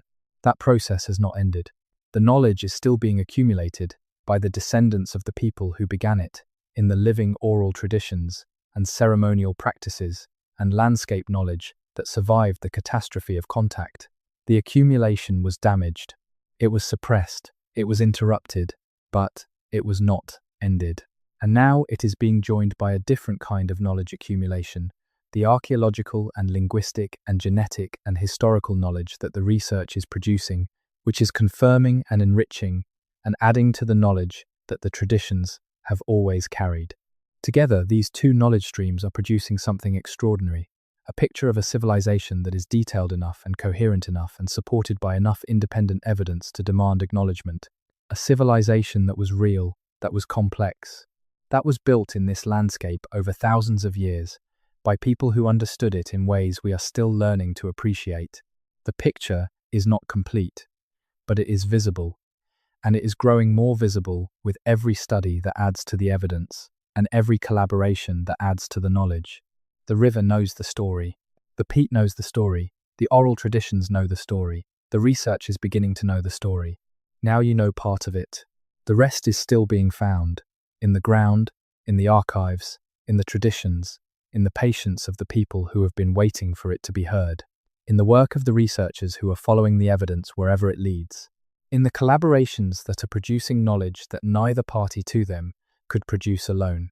And in the land itself, which has always been the most patient and the most complete record of everything that has happened upon it, which has preserved under its surface and encoded in its ecology and embedded in its hydrology the traces of the civilization that shaped it and the story of how that shaping was done. The land remembers. It has always remembered. It is waiting, as it has always waited, for us to learn enough to read what it has written. We are learning. Sleep now. The learning continues in the morning. The stars are turning. The river is running, the ridges are waiting in the peat. And the story, the real and extraordinary and long-suppressed story of what was built in Canada before the world looked away and called it wilderness, is coming back into the light. One careful piece at a time, the way all true things come back, with patience, with evidence, with the collaboration of the people who never stopped knowing it was there, with the river carrying it forward, as the river has always carried everything forward, into whatever comes next. Sleep well. The civilization is still here. It never really left. It was just waiting for us to look. There is one more dimension to this story that deserves to be spoken clearly, because it is the dimension that connects everything else to the present moment and to the people who are alive right now and carrying the consequences of everything that has been described. The descendants of the people who built the earthworks in the Hudson Bay lowlands are alive. They are members of the Cree Nation, of the Anishinaabe communities, of the Haudenosaunee Confederacy, of dozens of other First Nations whose territories overlap with the landscape where the evidence is concentrated. These are not abstract descendants in the genealogical sense. They are people with specific relationships to specific places, with specific traditional knowledge of those places, with specific claims to the resources of those places that are grounded in traditions of occupation and management that go back, as the evidence is increasingly demonstrating, much further than the colonial period chose to acknowledge. The legal frameworks that govern the recognition of those claims in Canada, the Constitution's Section 35 protections for Aboriginal rights, the Supreme Court's Delgamuukw and Silcotin decisions on Aboriginal title, the duty to consult that the courts have found to flow from those protections, all of these are frameworks that depend, in part, on the historical record of occupation and use. The fuller and more ancient and more sophisticated that record is shown to be, the stronger the foundation for the claims that are grounded in it. This is not a reason to inflate the evidence. The evidence should be represented honestly with the uncertainty and the incompleteness that it actually has. But it is a reason to take the evidence seriously, to fund the research that would allow it to be more fully developed, to build the collaborations that would allow the oral tradition knowledge and the archaeological knowledge to be integrated in ways that neither can achieve alone. Because the evidence, taken seriously, supports a picture of occupation and management so ancient and so continuous and so sophisticated that it fundamentally reframes the question of what was here before. It does not just push the timeline of confirmed occupation back by a few centuries. It suggests a tradition of relationship to this landscape so deep and so integrated that the concept of terra nullius, the legal fiction that the land was empty and unowned before European contact, is not just historically inaccurate, but intellectually indefensible in the face of the evidence. The evidence has always been there to support this conclusion. It was not examined with adequate care, not assembled with adequate synthesis, not taken seriously by the institutions that had the resources to do these things. The consequences of that failure are not merely academic. They are the consequences that have been lived by the communities whose claims were weakened by the failure of the historical record to reflect the full complexity of what their ancestors built and maintained. Correcting that failure is not just a matter of academic honesty, it is a matter of justice, and the research that is recovering the evidence, the collaborations that are building the framework for its integration, the oral traditions that have maintained the knowledge through everything that was done to suppress it, are all part of the process of achieving that justice. It is a slow process. Justice always moves slowly when it requires the powerful to acknowledge what the powerful have preferred not to know, but it is moving, the evidence is accumulating, the collaborations are building, the frameworks are shifting, the story is being told, one telling at a time, one piece of evidence at a time, one collaboration at a time, one acknowledgement at a time. The river is still the same river, the land is still the same land, the knowledge is still alive, in the traditions and in the research and in the landscape itself, older than any name that has been given to it, and patient enough to wait for the day when what it holds is fully known. That day is coming, not tonight, but it is coming. Sleep well, tomorrow the work continues, and in the work, the civilization is found, one careful, patient, evidence by evidence step at a time, the way all true things are found, by following the evidence wherever it leads and being willing to see what it shows. The land remembers, and now, a little more than before, so do we. Rest now. The river knows the way. It has always known the way, and it is still flowing, tonight, through the landscape that the old ones shaped and that the new ones are finally beginning to understand. The story is real. The civilization was real. The knowledge is real. And the people who carry it forward are real, and they are here, and they are patient, and they are waiting for the world to catch up to what they have always known. Good night. The river carries everything. Even you, tonight, drifting towards sleep on the current of a story older than the country that contains it, older than the maps that name it, older than anything that has been written about this land in the languages that arrived here 500 years ago and have been trying, ever since, to learn what the land already knew. The land knew. The people knew, the traditions carried it, the peak preserved it, and now you know part of it too.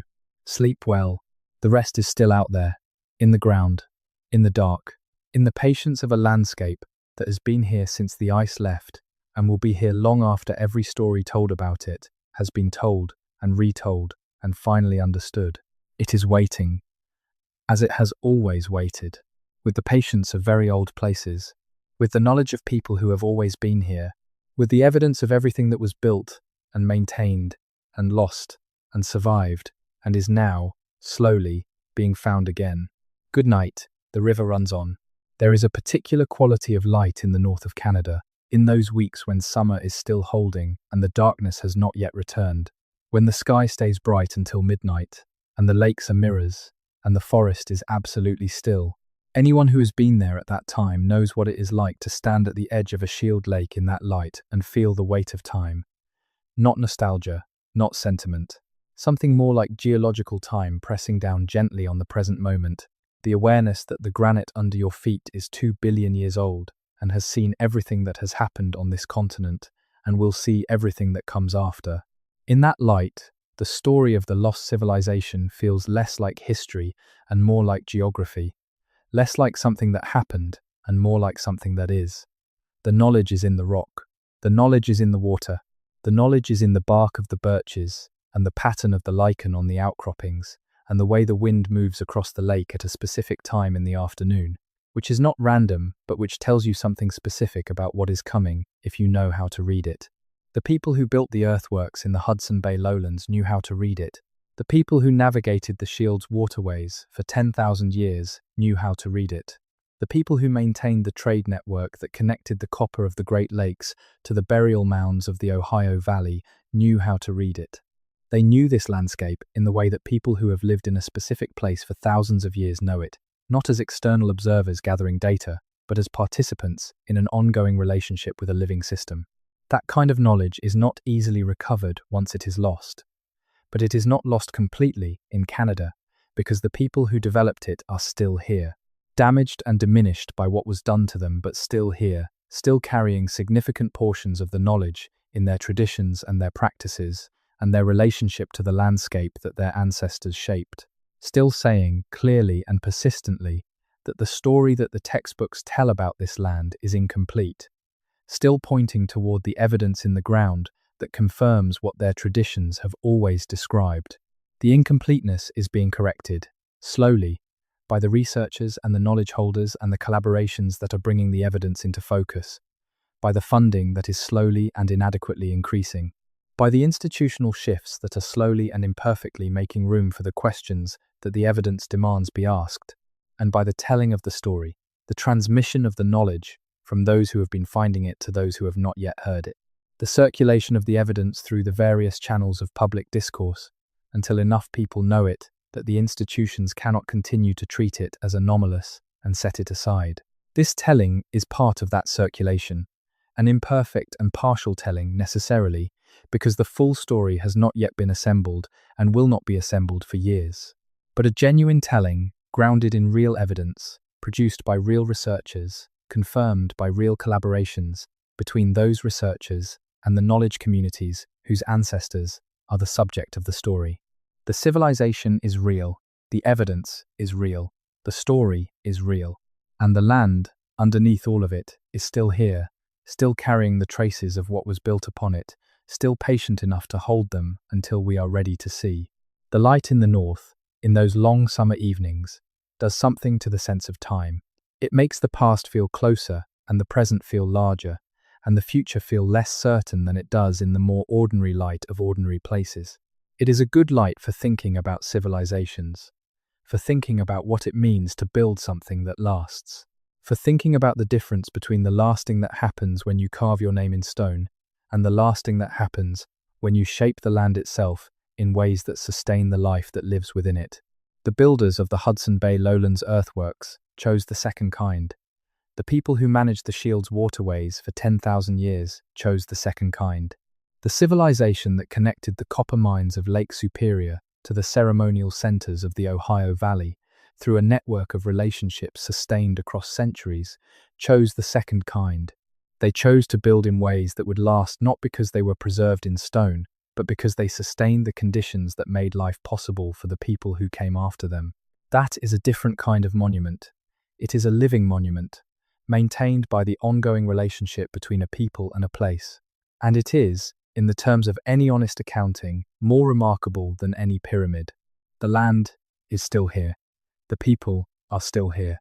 The knowledge is still here. And the story of what was built is being recovered, piece by piece, from the ground and the archives and the traditions and the patient, careful work of the researchers and knowledge holders who have committed themselves to finding it. That is the story of the lost civilization beneath Canada. Not lost, waiting, in the dark, under the peat, in the traditions, in the patient light of northern summer evenings, when the lake is a mirror and the rock is 2 billion years old, and the traces of everything that has ever happened on this land are still here, still visible, still waiting to be read by anyone with the knowledge and the willingness to look. Look, the knowledge is there, the evidence is there, the civilization is there. It has always been there. Sleep well. The river is the teacher. It always has been, and it is still running tonight, carrying the knowledge of 10,000 years toward the sea, through a landscape shaped by hands that the history books forgot to name, past evidence that the institutions forgot to examine, past places where the old ones rested,